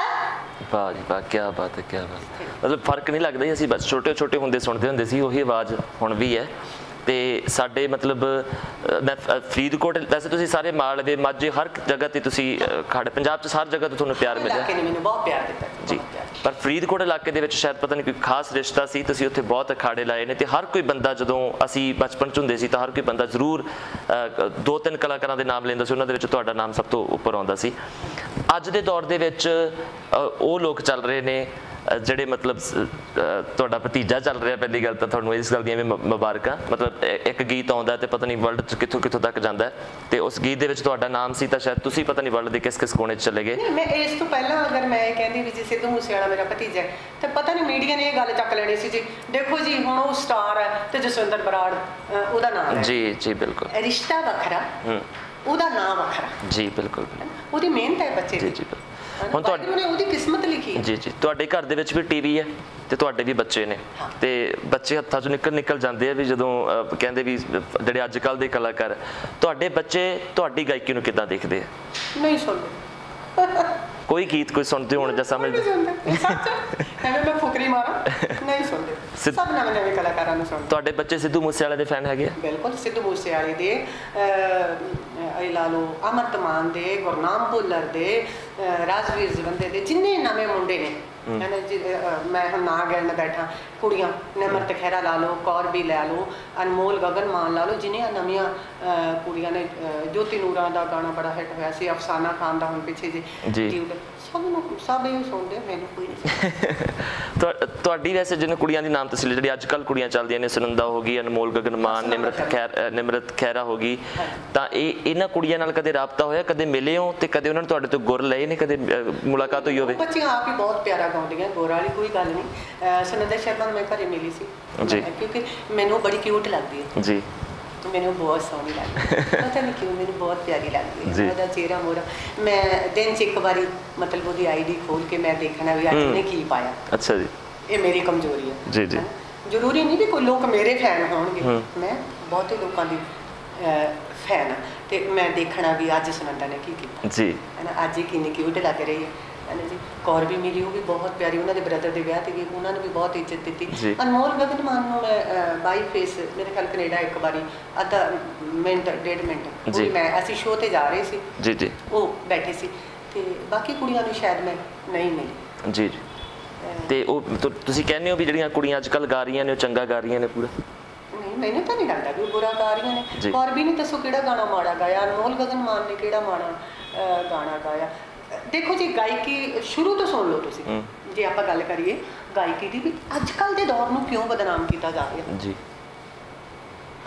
ਵੀ ਪਹਿਲਾਂ ਦੇ ਗੀਤ ਵੀ ਸੁਣ ਲਓ ਤੁਸੀਂ, ਉਹਨਾਂ 'ਚ ਵੀ ਕੁਛ ਤਾਂ ਸੀਗਾ ਹੀ। ਬਿਲਕੁਲ, ਮੈਨੂੰ ਲੱਗਦਾ ਉਦੋਂ ਮੀਡੀਆ ਘੱਟ ਸੀ, ਜਿੰਨਾ ਕੁ ਨੋਕ ਝੋਕ ਹੁੰਦੀ ਹੈ। ਹਾਂ, ਜਿਹੜੇ ਹਥਿਆਰਬੰਦੀ ਜ਼ਿਆਦਾ ਦਿਖਾਈ ਜਾ ਰਹੀ ਸੀਗੀ ਜੀ, ਉੱਥੇ ਮੈਨੂੰ ਲੱਗਦਾ ਸੀ ਵੀ ਨਹੀਂ, ਕਲਾਕਾਰ ਹੋਣਾ ਚਾਹੀਦਾ। ਹੁਣ ਮੈਨੂੰ ਕੱਲ੍ਹ ਇੱਕ ਇੰਟਰਵਿਊ 'ਤੇ ਸਵਾਲ ਕੀਤਾ ਵੀ ਜੀ ਤੁਸੀਂ ਹਥਿਆਰਬੰਦੀ ਦੇ ਖਿਲਾਫ ਸੀ, ਤੇ ਇਸ ਗਾਣੇ 'ਚ ਸਿੱਧੂ ਮੂਸੇਵਾਲੇ ਨੇ ਹਥਿਆਰ ਦਿਖਾਇਆ। ਮੈਂ ਕਿਹਾ ਤੁਸੀਂ ਇਹ ਦੇਖੋ ਵੀ ਉਹਨੇ ਇਸ ਗਾਣੇ 'ਚ ਹਥਿਆਰ ਚੱਕੇ ਕਿਉਂ ਜੀ, ਤਿੰਨ ਰੇਪਿਸਟ ਨੇ ਜੀ। ਬਿਲਕੁਲ, ਜਦੋਂ ਸਾਈਡ ਤੋਂ ਫੈਸਲਾ ਹੋਇਆ, ਸੂਰਮਿਆਂ ਨੇ ਫੈਸਲਾ ਕਰਤਾ ਜੀ, ਇੱਕ ਔਰਤ ਦੀ ਰਾਖੀ ਲਈ, ਇੱਕ ਮਜ਼ਲੂਮਾਂ ਦੀ ਰਾਖੀ ਲਈ ਉਹਨਾਂ ਨੇ ਕਿਸੇ ਰਾਖਸ਼ਾਂ ਦਾ ਅੰਤ ਕੀਤਾ। ਤੇ ਇਹ ਤਾਂ ਫਿਰ ਗਾਣੇ 'ਚ ਦਿਖਾਉਣ ਦਾ ਮਤਲਬ ਇਹ ਹੈ ਵੀ ਭਾਈ ਜੇ ਸਾਈਡ ਤੋਂ ਫੈਸਲਾ ਨਹੀਂ ਹੁੰਦਾ ਤਾਂ ਉੱਠੋ। ਵੈਸੇ ਹਥਿਆਰ ਬਾਰੇ ਉਹ ਅੰਤ ਕਰੋ। ਬਿਲਕੁਲ, ਹਥਿਆਰ ਬਾਰੇ ਤੁਸੀਂ ਵੀ ਆਪਣੇ ਗੀਤਾਂ 'ਚ ਕਹਿੰਦੇ ਰਹੇ ਹੋ ਵੀ ਜਿਹੜਾ ਮੌਕੇ ਤੇ ਚੱਲਿਆ ਹੀ ਨਾ ਤਾਂ ਹਥਿਆਰ ਕਰਦਾ, ਹਥਿਆਰ ਕਰ। ਜੇ ਮਜ਼ਲੂਮਾਂ ਦੀ ਰਾਖੀ ਲਈ, ਔਰਤ ਦੀ ਸੇਫਟੀ ਲਈ, ਭੈਣਾਂ ਦੀ ਸੇਫਟੀ ਲਈ, ਗਰੀਬ ਦੀ ਸੇਫਟੀ ਲਈ ਆਪਾਂ ਹਥਿਆਰ ਨਾ ਚਲਾਇਆ ਤੇ ਫਿਰ ਉਹ ਹਥਿਆਰ ਦਾ ਕੰਮ ਜੀ। ਅੱਜ ਕੱਲ੍ਹ ਮੈਡਮ ਇੱਕ ਬੜਾ ਅਹਿਮ ਸਵਾਲ ਹੈ, ਗਾਇਕੀ ਤੋਂ ਥੋੜ੍ਹਾ ਜਿਹਾ ਹਟ ਕੇ ਹੈ, ਉਹ ਇਹ ਹੈ ਕਿ ਨਾਰੀਵਾਦ ਦਾ ਬੜਾ ਇਸ਼ੂ ਚੱਲਦਾ ਰਹਿੰਦਾ। ਕੁੜੀਆਂ ਬਹੁਤ ਸਾਰੀਆਂ ਕੁੜੀਆਂ ਸਾਹਮਣੇ ਆਉਂਦੀਆਂ ਜਿਹੜੀਆਂ ਕਹਿ ਦਿੰਦੀਆਂ ਨਹੀਂ ਸਾਨੂੰ ਬਰਾਬਰਤਾ ਨਹੀਂ ਮਿਲੀ ਮੁੰਡਿਆਂ ਦੇ ਬਰਾਬਰ, ਜਿਹੜਾ ਇਹ ਸਮਾਜ ਹੈ, ਜਿਹੜੇ ਮਰਦ ਪ੍ਰਧਾਨ ਸਮਾਜ ਹੈ। ਅਤੇ ਤੁਸੀਂ ਉਸ ਟਾਈਮ ਦੇ ਵਿੱਚ ਗਾਇਕ ਸੀਗੇ ਜਦੋਂ ਸ਼ਾਇਦ ਜੇ ਇਹ ਕੁੜੀਆਂ ਜਿਹੜੀਆਂ ਜੋ ਵੀ ਸਾਹਮਣੇ ਆ ਰਹੇ ਨੇ ਉਸ ਟਾਈਮ ਦੇ ਵਿੱਚ ਹੋਰ ਵੀ ਲੋਕ ਹੋਣਗੇ, ਕਿਉਂਕਿ ਉਦੋਂ ਬਹੁਤ ਹੀ ਜ਼ਿਆਦਾ ਇੱਦਾਂ ਦੀ ਪ੍ਰੋਬਲਮ ਸੀ। ਅੱਜ ਕੱਲ੍ਹ ਤਾਂ ਫਿਰ ਵੀ ਕੁੜੀਆਂ ਨੂੰ ਸਾਹਮਣੇ ਆ ਜਾਂਦੀਆਂ ਨੇ। ਸੱਚਮੁੱਚ ਤੁਹਾਨੂੰ ਲੱਗਦਾ ਵੀ ਕੁੜੀਆਂ ਨੂੰ ਬਰਾਬਰਤਾ ਨਹੀਂ ਮਿਲਦੀ, ਤੇ ਜਾਂ ਸੱਚਮੁੱਚ ਤੁਹਾਨੂੰ ਲੱਗਦਾ ਵੀ ਕੁੜੀ ਨੂੰ ਮੁੰਡੇ ਦੇ ਬਰਾਬਰ ਹੋਣ ਦੀ ਹਜੇ ਲੋੜ ਹੈ, ਤੇ ਕਿ ਹੋਣਾ ਵੀ ਚਾਹੀਦਾ, ਕੁੜੀ ਰਹਿ ਕੇ ਵੀ ਕੁਛ ਕਰ ਸਕਦੀ ਹੈ? ਇਸ ਮਸਲੇ ਬਾਰੇ ਤੁਹਾਡੇ ਕੀ ਵਿਚਾਰ ਹੈ? ਤੁਸੀਂ ਇਹ ਦੱਸੋ ਵੀ ਕੁੜੀ 'ਚ ਕੀ ਕਮੀ ਆ ਜੀ? ਜਿਹੜੀਆਂ ਮੁੰਡੇ ਦੇ ਅੱਖਾਂ ਲੱਗੀਆਂ ਉਹ ਕੁੜੀ ਦੇ ਲੱਗੀਆਂ ਜੀ, ਜਿਹੜਾ ਮੁੰਡੇ ਦੇ ਨੱਕ ਲੱਗਿਆ ਕੁੜੀ ਦੇ ਲੱਗਿਆ, ਜਿਹੜਾ ਦਿਮਾਗ ਮੁੰਡੇ ਦੇ ਦਿਮਾਗ 'ਚ ਜੀ। ਇੱਕ ਸੁਮੇਲ ਹੈ ਮਰਦ ਤੇ ਔਰਤ ਦਾ ਪਰਮਾਤਮਾ ਨੇ ਜੀ ਬਣਾਇਆ। ਇਹ ਪਤਾ ਨਹੀਂ ਕਿਹੜੇ ਸਮਾਜ ਨੇ ਔਰਤ ਨੂੰ ਪੈਰ ਦੀ ਜੁੱਤੀ ਬਣਾਉਣ ਲਈ ਮਜਬੂਰ ਕੀਤਾ, ਸ਼ਾਇਦ ਡਰ ਕਰਕੇ ਜੀ। ਪਹਿਲਾਂ ਹੀ ਮੁੰਡਿਆਂ ਦੇ ਦਿਮਾਗ 'ਚ ਫੀਡ ਕਰ ਦਿੱਤਾ ਜਾਂਦਾ ਕਿ ਜਿੱਦਣ ਆਪਾਂ ਫੀਡ ਕਰਨਾ ਬੰਦ ਕਰ ਦਾਂਗੇ। ਅੱਜ ਔਰਤਾਂ ਜੱਜ ਵੀ ਨੇ, ਅੱਜ ਔਰਤਾਂ ਮਿਨਿਸਟਰ ਵੀ ਨੇ, ਕਿਹੜੇ ਰੁਤਬੇ ਤੇ ਤੁਸੀਂ ਦੱਸੋ ਵੀ ਅੱਜ ਔਰਤ ਹੈ ਨੇ? ਬਿਲਕੁਲ, ਮੈਂ ਤਾਂ ਮੰਨਦੀ ਵੀ ਅੱਜ ਮਰਦ ਦੇ ਬਰਾਬਰ ਔਰਤ ਹੈ, ਪਰ ਮੈਂ ਇੱਕ ਗੱਲ ਜ਼ਰੂਰ ਕਹਾਂਗੀ, ਬਰਾਬਰ ਚੱਲੋ। ਮਰਦ ਇਹ ਨਹੀਂ ਵੀ ਪਤੀ ਹੁੰਦਾ, ਮਰਦ ਆਪਣਾ ਪਿਓ ਵੀ ਹੋ ਸਕਦਾ, ਮਰਦ ਆਪਣਾ ਭਰਾ ਵੀ ਹੋ ਸਕਦਾ, ਮਰਦ ਆਪਣਾ ਬੇਟਾ ਵੀ ਹੋ ਸਕਦਾ। ਬਿਲਕੁਲ, ਬਸ ਉਹਦੇ ਮੋਢੇ ਤੋਂ ਉੱਠਣ ਦੀ ਕੋਸ਼ਿਸ਼ ਨਾ ਕਰੇ ਜੀ, ਫਿਰ ਪਰਲੋਂ ਆ ਜਾਂਦੇ। ਜੇ ਮਰਦ ਦੇ ਕੁਝ ਫਰਜ਼ ਨੇ ਤੇ ਫਰਜ਼ ਔਰਤ ਦੇ ਵੀ ਹੋਣੇ। ਬਿਲਕੁਲ ਬਿਲਕੁਲ ਜੀ। ਜੇ ਮਾਂ ਪਿਓ ਖੁੱਲ੍ਹ ਦਿੰਦੇ ਆ ਨਾ ਬੇਟੀਆਂ ਨੂੰ ਕੁਛ ਬਣਨ ਲਈ, ਜਿਵੇਂ ਹੁਣ ਤੁਸੀਂ ਕਿਹਾ ਵੀ ਅੱਜ ਦਾ ਜਿਹੜਾ ਮਾਹੌਲ ਹੈ, ਪੇਰੈਂਟਸ ਬੇਟੀਆਂ ਨੂੰ ਹੱਕ ਦਿੰਦੇ ਆ ਵੀ ਤੁਸੀਂ ਕੁਛ ਬਣੋ, ਫਿਰ ਮੈਂ ਬੇਟੀਆਂ ਨੂੰ ਵੀ ਬੇਨਤੀ ਕਰੂੰਗੀ ਵੀ ਪੇਰੈਂਟਸ ਨੇ ਤੁਹਾਨੂੰ ਖੁੱਲ੍ਹ ਦਿੱਤੀ ਹੈ, ਮੈਨੂੰ ਖੁੱਲ੍ਹ ਦਿੱਤੀ ਸੀ, ਹੈ ਨਾ। ਬਸ ਆਪਦੇ ਬਾਪ ਦਾ ਗਰੂਰ ਬਣ ਕੇ ਰਹੋ ਜੀ, ਸ਼ਾਨ ਬਣ ਕੇ ਰਹੋ, ਤਰੱਕੀਆਂ ਕਰੋ, ਉੱਡੋ। ਵਾਹਿਗੁਰੂ ਨੇ ਤੁਹਾਨੂੰ ਪਰ ਦਿੱਤੇ ਆ, ਮਾਂ ਬਾਪ ਨੇ ਤੁਹਾਨੂੰ ਪਰ ਮਾਰਨ ਦੀ ਆਜ਼ਾਦੀ ਦਿੱਤੀ ਹੈ ਜੀ। ਬਸ ਉਹ ਪਰਾਂ ਨਾਲ ਇਹੀ ਜਿਹੀ ਉਡਾਨ ਨਾ ਭਰਿਓ ਵੀ ਮਾਂ-ਬਾਪ ਤੁਹਾਨੂੰ ਦੇਖਦੇ ਹੀ ਰਹਿ ਜਾਣ, ਮੁੜ ਕੇ ਤੁਹਾਡੇ ਉਹ ਪਰ ਕੁੱਟ ਕੇ ਕੋਈ ਬਗਾਨਾ ਕੱਟ ਕੇ ਤੁਹਾਨੂੰ ਮਾਂ ਪਿਓ ਦੀ ਝੋਲੀ 'ਚ ਸਿੱਟ ਦੇ। ਜੀ ਜੀ, ਮੈਂ ਇਹ ਕਹਿ ਬਹੁਤ ਕਮਾਲ ਦੀ ਗੱਲ। ਜੀ ਆਪਾਂ ਜੋ ਮੈਂ ਇੱਕ ਇੰਟਰਵਿਊ ਕਰਨਾ ਹੈ ਤਾਂ ਮੇਰਾ ਮਨ ਕਰਦਾ ਕਿ ਉਹ ਗਾਣਾ ਜੋ ਮੇਰਾ ਫੇਵਰੇਟ ਹੈ ਉਹ ਵੀ ਤੁਹਾਡੇ ਤੋਂ ਸੁਣਾ।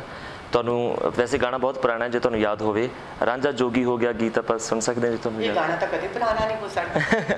ਵੈਸੇ ਹਾਂ, ਹੀਰ ਦਾ ਕਿੱਸਾ ਹਮੇਸ਼ਾ ਹੀ ਇਹ ਗਾਣੇ ਨੇ ਤਾਂ ਇੱਕ ਰਿਕਾਰਡ ਤੋੜ ਸਫਲਤਾ। ਜੀ ਜੀ ਬਿਲਕੁਲ, ਹੈ ਨਾ ਜੀ। ਜਿਵੇਂ ਗੱਲਾਂ ਪਿਆਰ ਦੀਆਂ, ਰਾਂਝਾ ਜੋਗੀ ਹੋ ਗਿਆ, ਸੁੱਚਾ ਸੂਰਮਾ, ਕੁਛ ਐਸੇ ਗਾਣੇ ਨੇ ਜਿਨ੍ਹਾਂ ਦੀ ਲਿਸਟ ਅੱਜ ਵੀ ਮੈਨੂੰ ਪਹਿਲਾਂ ਹੀ ਆ ਜਾਂਦੀ। ਬਿਲਕੁਲ ਬਿਲਕੁਲ, ਉਹ ਸਦਾ ਬਹਾਰ ਗਾਣੇ ਨੇ, ਸਦਾ ਬਹਾਰ ਗਾਣੇ ਨੇ, ਪਰਮਾਤਮਾ ਨੇ ਮੇਰੀ ਝੋਲੀ 'ਚ ਪਾਏ ਨੇ। ਥੈਂਕ ਯੂ ਗੋਇਲ ਸਾਹਿਬ ਦਾ, ਭਿੰਦਰ ਡਾਬੜੀ ਸਾਹਿਬ ਦਾ, ਜਿਨ੍ਹਾਂ ਨੇ ਇੰਨੇ ਅੱਛੇ ਗੀਤ ਤੇ ਜਿਹੜੀ ਲਖਾਰੀਆਂ ਨੇ ਇਹ ਗੀਤ ਲਿਖੇ ਨੇ, ਜਿਵੇਂ ਜੱਟ ਨੂੰ ਰੜਕ ਤੀਵੀਂ ਨੂੰ ਮੜਕ, ਇਹ ਸਾਰੇ ਗਾਣੇ ਮੈਂ ਉਹਨਾਂ ਤੋਂ ਸਾਰਿਆਂ ਦਾ ਸ਼ੁਕਰੀਆ ਅਦਾ ਕਰਦੀ ਹਾਂ ਜਿਨ੍ਹਾਂ ਨੇ ਜਸਵਿੰਦਰ ਬਰਾੜ ਬਣਨ 'ਚ ਜੀ ਜੀ ਮੇਰੀ ਹੈਲਪ ਕੀਤੀ। ਇਕੱਲਾ ਬੰਦਾ ਕੋਈ ਵੱਡਾ ਹੁੰਦਾ, ਟੀਮ ਵਰਕ ਹੁੰਦਾ। ਜੀ ਤੇ ਮੈਂ 2 ਲਾਈਨਾਂ ਉਸ ਗਾਣੇ ਦੀਆਂ। ਜੀ ਜੀ ਬਿਲਕੁਲ।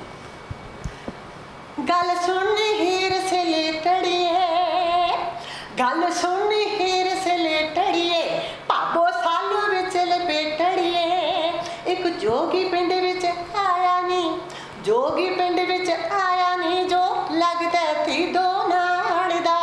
ਆ ਵੇਖ ਭਾਬੀ ਇਹ ਹੀਰੇ, ਆ ਵੇਖ ਭਾਬੀ ਇਹ ਹੀਰੇ ਨੀ, ਤੈਨੂੰ ਰਾਂਝਾ ਤਾਂ ਨੀ ਪਾੜਦਾ। ਆ ਵੇਖ ਭਾਬੀ ਇਹ ਹੀਰੇ ਨੀ, ਤੈਨੂੰ ਤੀ ਦੋ ਤਾਂ ਨੀ ਪਾੜਦਾ। ਵਾਹ, ਕਿਆ ਬਾਤ ਹੈ, ਕਿਆ ਬਾਤ ਹੈ।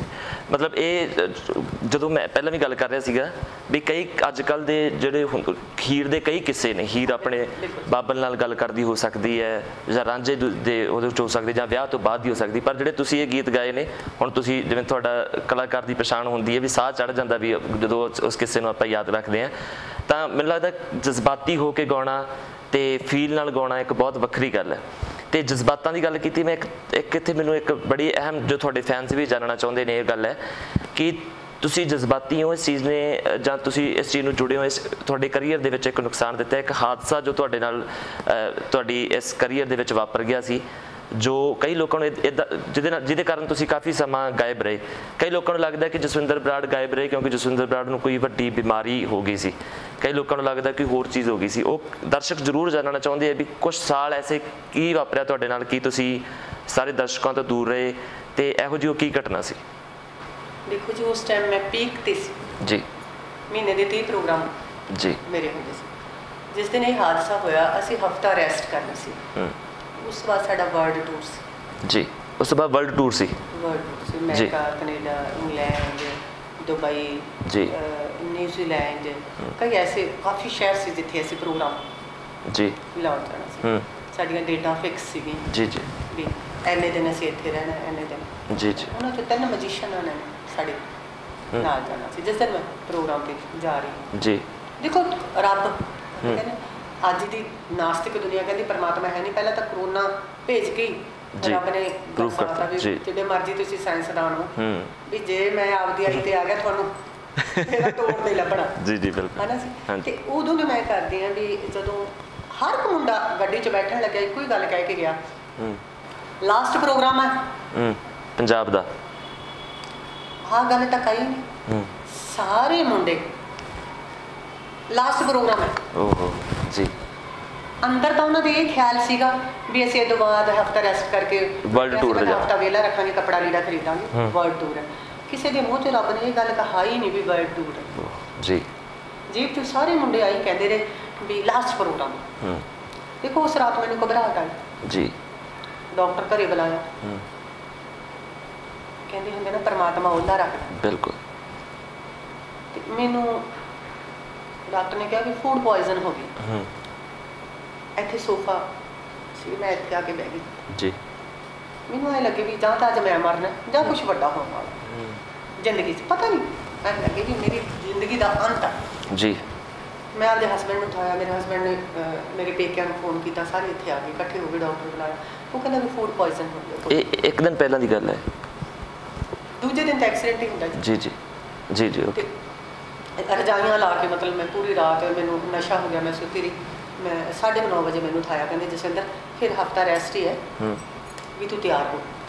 ਮੈਂ ਬਿਲਕੁਲ ਮੰਨਣਾ ਜੀ, ਮੈਂ ਪੈਰ ਅੱਗੇ ਨੂੰ ਕਰਾਂ, ਮੇਰਾ ਪੈਰ ਜੀ ਪਿੱਛੇ ਨੂੰ ਜਾਵੇ, ਪਰ ਦਿਮਾਗ 'ਚ ਤਾਂ ਬੁਰਾਈ ਹੈ ਹੀ ਨਹੀਂ ਸੀ। ਮੈਨੂੰ ਐਂ ਲੱਗਦਾ ਸੀ ਕਿ ਰਾਤ ਮੇਰੀ ਸਿਹਤ ਠੀਕ ਨਹੀਂ ਸੀ। ਬਿਲਕੁਲ ਬਿਲਕੁਲ। ਤੇ ਮੈਂ ਕਿਹਾ ਚਲੋ ਔਖੇ ਸੌਖੇ ਪ੍ਰੋਗਰਾਮ ਕੱਢਿਆ ਉਹਨੇ ਨਾਲ ਮੇਰੇ ਕੁੜੀ। ਅਸੀਂ ਇੱਥੋਂ ਚਲੇ ਗਏ। ਮੈਂ ਕੁਛ ਨਹੀਂ ਖਾਧਾ, ਬਸ ਇੱਕ ਕੱਪ ਚਾਹ ਦਾ ਪੀਤਾ। ਹਰੀ ਕੇ ਜੀਰੇ ਕੋਲੇ ਜਾ ਕੇ ਮੈਂ ਆਪਣੇ ਹਸਬੈਂਡ ਨੂੰ ਕਿਹਾ, ਮੈਂ ਕਿਹਾ ਤੁਸੀਂ ਫੋਨ ਕਰਕੇ ਪਤਾ ਕਰਿਓ ਤਰਨ ਸੀ ਪ੍ਰੋਗਰਾਮ ਜੀ, ਵੀ ਹਾਲੇ ਬਰਾਤ ਆਈ ਤਾਂ। ਮੈਂ ਕਿਹਾ ਵੀ ਮੈਂ ਇੱਕ ਚਾਹ ਦੇ ਕੱਪ ਨਾਲ 2 ਬਿਸਕਿਟ ਖਾ ਲਾਂ। ਫਿਰ ਉਸ ਤੋਂ ਬਾਅਦ ਤਿਆਰ ਮੈਂ ਐਸਾ ਵੈਸਾ ਹੀ ਹੁੰਦੀ ਸੀ ਜੀ। ਹੁਣ ਤਾਂ ਸਮੇਂ ਦੇ ਨਾਲ ਥੋੜ੍ਹਾ ਜਿਹਾ ਚੇਂਜ ਹੋ ਗਿਆ। ਮੈਂ ਸਿੱਧੀ ਗੁੱਤ ਕਰਨੀ, ਬਸ ਸੂਟ ਪਾਉਣਾ। ਪਿੰਕ ਲਿਪਸਟਿਕ ਮੈਂ ਉਦੋਂ ਜ਼ਿਆਦਾ ਲਾਉਂਦੀ ਹੁੰਦੀ ਸੀ, ਮੈਂ ਲਿਪਸਟਿਕ ਲਾ ਲਈ ਜੀ। ਇਹਨਾਂ ਨੇ ਫੋਨ ਕੀਤਾ, ਕਹਿੰਦੇ ਜੀ ਬਸ ਪਹੁੰਚਣ ਵਾਲੇ ਆ, ਇੰਨੇ ਕੁ ਕਿਲੋਮੀਟਰ ਰਹਿ ਗਿਆ। ਉਹ ਗੱਲ ਸੁਣ ਕੇ ਤੁਸੀਂ ਦੇਖ ਲਓ ਵੀ ਮੈਂ ਮੂੰਹ ਧੋਤਾ, ਅਸੀਂ ਹੋਟਲ ਤੇ ਰੋਕੇ। ਮੇਰੇ ਹਸਬੈਂਡ ਉੱਤਰ ਕੇ ਮੈਨੂੰ ਲੱਗਦਾ ਚਾਹ ਦਾ ਆਰਡਰ ਤਾਂ ਦਿੱਤਾ ਹੀ ਨਹੀਂ ਸੀ ਜੀ। ਇਹਨੇ 'ਚ ਦੁਬਾਰਾ ਫੋਨ ਆ ਗਿਆ ਜੀ। ਇਹਨਾਂ ਨੇ ਫਟਾਫਟ ਵਿੰਡੋ ਖੋਲ੍ਹੀਆਂ। ਮੇਰੇ ਜੀਜਾ ਜੀ ਮੇਰੇ ਨਾਲ ਸੀ, ਮੇਰੇ ਹਸਬੈਂਡ ਸੀ ਨਾਲ, ਮੁੰਡੇ ਜਿਹੜੇ 2 ਮੇਰੇ ਨਾਲ ਬਹਿੰਦੇ ਸੀਗੇ। ਤੇ ਫਟਾਫਟ ਮੈਂ ਕੀ ਹੋਇਆ, ਮੈਨੂੰ ਐਂ ਲੱਗਿਆ ਵੀ ਸਾਡੇ ਘਰੇ ਕੁਛ ਹੋ ਗਿਆ ਜੀ। ਬੱਚਿਆਂ ਬਾਰੇ ਤਾਂ ਮੈਂ ਸੋਚਿਆ ਹੀ ਨਹੀਂ ਸੀ, ਮੈਜੀਸ਼ੀਅਨਸ ਬਾਰੇ। ਜਦੋਂ ਕਹਿੰਦੇ ਵੀ ਮੁੰਡਿਆਂ ਦਾ ਐਕਸੀਡੈਂਟ ਹੋ ਗਿਆ, ਮੈਨੂੰ ਆਈ ਸੀ ਵੀ ਮਾੜੀ ਮੋਟੀ ਸੱਟ ਹੋ ਗਈ। ਐਂ ਨਹੀਂ ਪਤਾ ਸੀ ਵੀ ਐਡਾ ਭਿਆਨਕ ਹਾਦਸਾ। ਜਦੋਂ ਅਸੀਂ ਗੱਡੀ ਪੂਰੀ ਸਪੀਡ ਨਾਲ, ਸਾਨੂੰ ਤਾਂ ਪੁਲਿਸ ਵਾਲਿਆਂ ਦੇ ਫੋਨ ਆਉਣੇ ਸ਼ੁਰੂ ਹੋ ਗਏ ਜੀ ਵੀ ਜਲਦੀ ਆ ਜਾਓ ਜੀ, ਨਹੀਂ ਥੋੜਾ ਹੋਰ ਨੁਕਸਾਨ ਹੋਗਾ। ਮੈਂ ਜਦੋਂ ਜਾ ਕੇ ਵੇਖਿਆ ਕਿ ਸਾਰੇ ਮੁੰਡੇ ਆਏ ਖਿਲਰੇ ਪਏ ਸੀ। ਜਿਹੜੀ ਟੈਂਪੂ ਡਰਾਈਵਰ ਸੀ ਬਿਲਕੁਲ ਖਤਮ ਹੋ ਚੁੱਕੀ ਸੀ। ਬੱਚੇ ਗੱਡੀ ਚੋਂ ਬਾਹਰ ਦੇਖੇ ਤੇ 2 ਬੱਚਿਆਂ ਨੇ ਤਾਂ ਮੇਰੀ ਝੋਲੀ 'ਚ ਜਾਣ ਦਿੱਤੀ ਸੀ। ਤੇ ਮੈਂ ਚੀਕਾਂ ਮਾਰਦੀ ਸੀ, ਪਾਗਲ ਸੀ, ਮੈਨੂੰ ਸਮਝ ਹੀ ਨਹੀਂ ਆਉਂਦਾ ਸੀ ਵੀ ਹੋ ਕੀ ਗਿਆ। ਤੇ ਜਿਹੜੇ ਬਚੇ ਸੀ ਕਹਿੰਦੇ ਮਰਦ ਐਵੇਂ ਨਹੀਂ ਬਣਾਇਆ ਪਰਮਾਤਮਾ ਨੇ, ਔਰਤ ਜਲਦੀ ਦਿਲ ਛੱਡ ਜਾਂਦੀ ਹੈ। ਤੇ ਮੇਰੇ ਹਸਬੈਂਡ ਨੇ, ਸਾਰਿਆਂ ਨੇ, ਪੁਲਿਸ ਵਾਲਿਆਂ ਨੇ, ਮੁੰਡਾ ਜਸ਼ਨਮੀਤ ਬੜਾ ਪਿਆਰਾ ਸਿੰਗਰ, ਉਹਨਾਂ 'ਚ ਹੁਣ ਉਹ ਗੁਜ਼ਰ ਗਿਆ ਜੀ। ਉਹਨੂੰ ਵੀ ਰੱਬ ਆਏ ਰੇਤੇ ਵਾਂਗੂ ਹੀ ਲੈ ਗਿਆ ਸਾਡੇ 'ਚ। ਤੇ ਉਹ ਮੁੰਡੇ ਲੈ ਕੇ ਫਟਾਫਟ ਸਾਡੇ ਕੋਲੇ ਪਹੁੰਚਿਆ, ਵਿੱਚੋਂ ਗੁਜ਼ਰ ਗਏ। ਕਈਆਂ ਦਾ ਇਲਾਜ 6 ਮਹੀਨੇ ਤੱਕ ਚੱਲਿਆ। ਉਹਦੇ 'ਚ ਸਿੰਦਰ ਬਰਾੜ ਫਿਰ ਅੰਦਰੋਂ ਟੁੱਟ ਗਈ ਜੀ। ਜਦੋਂ ਇੱਕਦਮ ਗੱਡੀ ਪੂਰੀ ਸਪੀਡ 'ਤੇ ਜਾਂਦੀ, ਰੇਲ ਗੱਡੀ ਪਟੜੀ ਤੋਂ ਉਤਰੀ ਨਾ, ਤੇ ਹੈ ਤਾਂ ਮੈਂ ਔਰਤ ਹੀ ਸੀ ਨਾ। ਬਿਲਕੁਲ ਬਿਲਕੁਲ ਡੋਲ ਗਈ। ਬਾਕੀ ਉਹ ਸਾਡੀ ਫੈਮਿਲੀ ਹੁੰਦੀ ਹੈ, ਜਦੋਂ ਕਲਾਕਾਰ ਦੇ ਲਈ ਸਾਜੀ ਫੈਮਿਲੀ। ਫਿਰ ਉਹ ਬੱਚਿਆਂ ਨੇ ਮੇਰਾ ਉਦੋਂ ਸਾਥ ਦਿੱਤਾ ਸੀ ਜਦੋਂ ਉਹ ਕਹਿੰਦੇ ਨੇ ਮੈਡਮ ਸੋਲੋ ਪ੍ਰੋਗਰਾਮ ਲਾਓ ਜੀ, ਘਾਟੇ ਨਾਲ ਘਾਟਾ ਵਾਧੇ ਨਾਲ ਵਾਧਾ। ਤੇ ਜਦੋਂ ਉਹ ਪਰ ਟੁੱਟਦੇ ਆ, ਫਿਰ ਤੁਸੀਂ ਦੱਸੋ ਕਿ ਕਿਹੜਾ ਬੰਦਾ ਐਡਾ ਪੱਥਰ ਦਿਲ ਹੈ।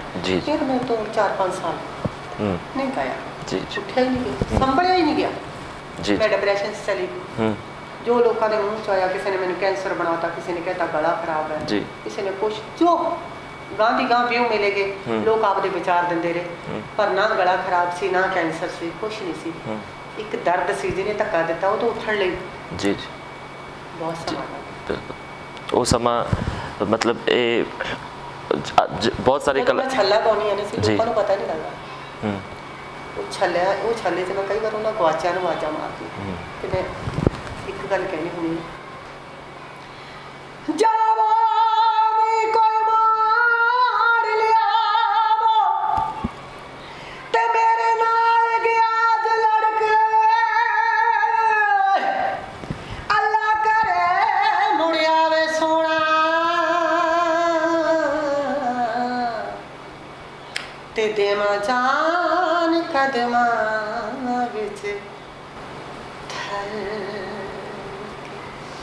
ਛੱਲਾ ਮੁੜ ਕੇ ਨਾ ਜੀ ਰੋਣਾ ਮਰਾ ਦਕਾਇਆ ਦੇ ਗਲ ਸੁਣ ਛੱਲਿਆ ਢੋਲਾ ਵੇ ਕਦੋਂ ਰੱਖਿਆ ਈ ਉਹਦਾ। ਆ ਵਜ੍ਹਾ ਸੀ। ਇਹਨੂੰ ਹੁਣ ਕੋਈ ਜਿਵੇਂ ਮਰਜ਼ੀ ਬਣਾ ਲੇ। ਮੈਂ ਸਮਝ ਸਕਦਾ ਵੀ 4-5 ਸਾਲ ਕਿਵੇਂ ਗੁਜ਼ਰੇ ਹੋਣਗੇ। ਹੁਣ ਤਾਂ ਖੈਰ ਉਦੋਂ ਬਾਅਦ ਤੁਸੀਂ ਦੁਬਾਰਾ ਆ ਵੀ ਗਏ, ਗੱਲ ਕਰਦੇ ਤੁਹਾਡਾ ਕੀ ਹਾਲ ਹੈ। ਪਰ ਇਹ ਮਤਲਬ ਜੇ ਮੈਨੂੰ ਇਹ ਲੱਗਦਾ ਵੀ ਜਿਨ੍ਹਾਂ ਨੇ ਤੁਹਾਡਾ ਸਾਥ ਦਿੱਤਾ, ਜਿੰਨੀ ਤੁਸੀਂ ਤਰੱਕੀ ਕਰਦੇ ਉਹਨਾਂ ਦੀ ਆਤਮਾ ਨੂੰ ਉਨੀ ਸ਼ਾਂਤੀ ਮਿਲਦੀ ਹੋਣੀ ਹੈ। ਬਸ ਮੇਰੇ ਕੋਲ ਤਾਂ ਸ਼ਬਦ ਹੀ ਹੈ ਜੀ ਜੀ ਬਿਲਕੁਲ। ਉਹਨਾਂ ਨੂੰ ਪਤਾ ਨਹੀਂ ਕਿੰਨਾ ਕੁ ਵਧੀਆ ਲੱਗਦਾ ਹੁਣ। ਮੈਨੂੰ ਲੱਗਦਾ ਮੇਰੀਆਂ ਸੀਸਾਂ ਕਿ ਸਿੱਧੂ ਮੂਸੇਵਾਲੇ ਨੂੰ ਉਹਨਾਂ ਦੀਆਂ ਸੀਸਾਂ ਵੀ ਲੱਗਦੀਆਂ ਹੋਣੀਆਂ, ਵੀ ਜਿਹੜੀ ਜਸਵਿੰਦਰ ਲਈ ਅਸੀਂ ਸੋਚਦੇ ਸੀ ਸਾਡਾ ਖਾਬ ਤੂੰ ਪੂਰਾ ਕੀਤਾ ਜੀ। ਠੀਕ ਹੈ, ਮੇਰੇ ਪ੍ਰੋਗਰਾਮ ਲਾਈਵ ਬਹੁਤ ਲੱਗਦੇ ਆ ਜੀ, ਪਰ ਮੈਂ ਮੀਡੀਆ ਤੋਂ, YouTube ਤੋਂ, ਜਿਹੜੀ ਨਵੀਂ ਪੀੜ੍ਹੀ ਸੀ ਉਹ ਮੇਰੇ ਤੋਂ ਅਣਜਾਣ ਸੀ ਜੀ।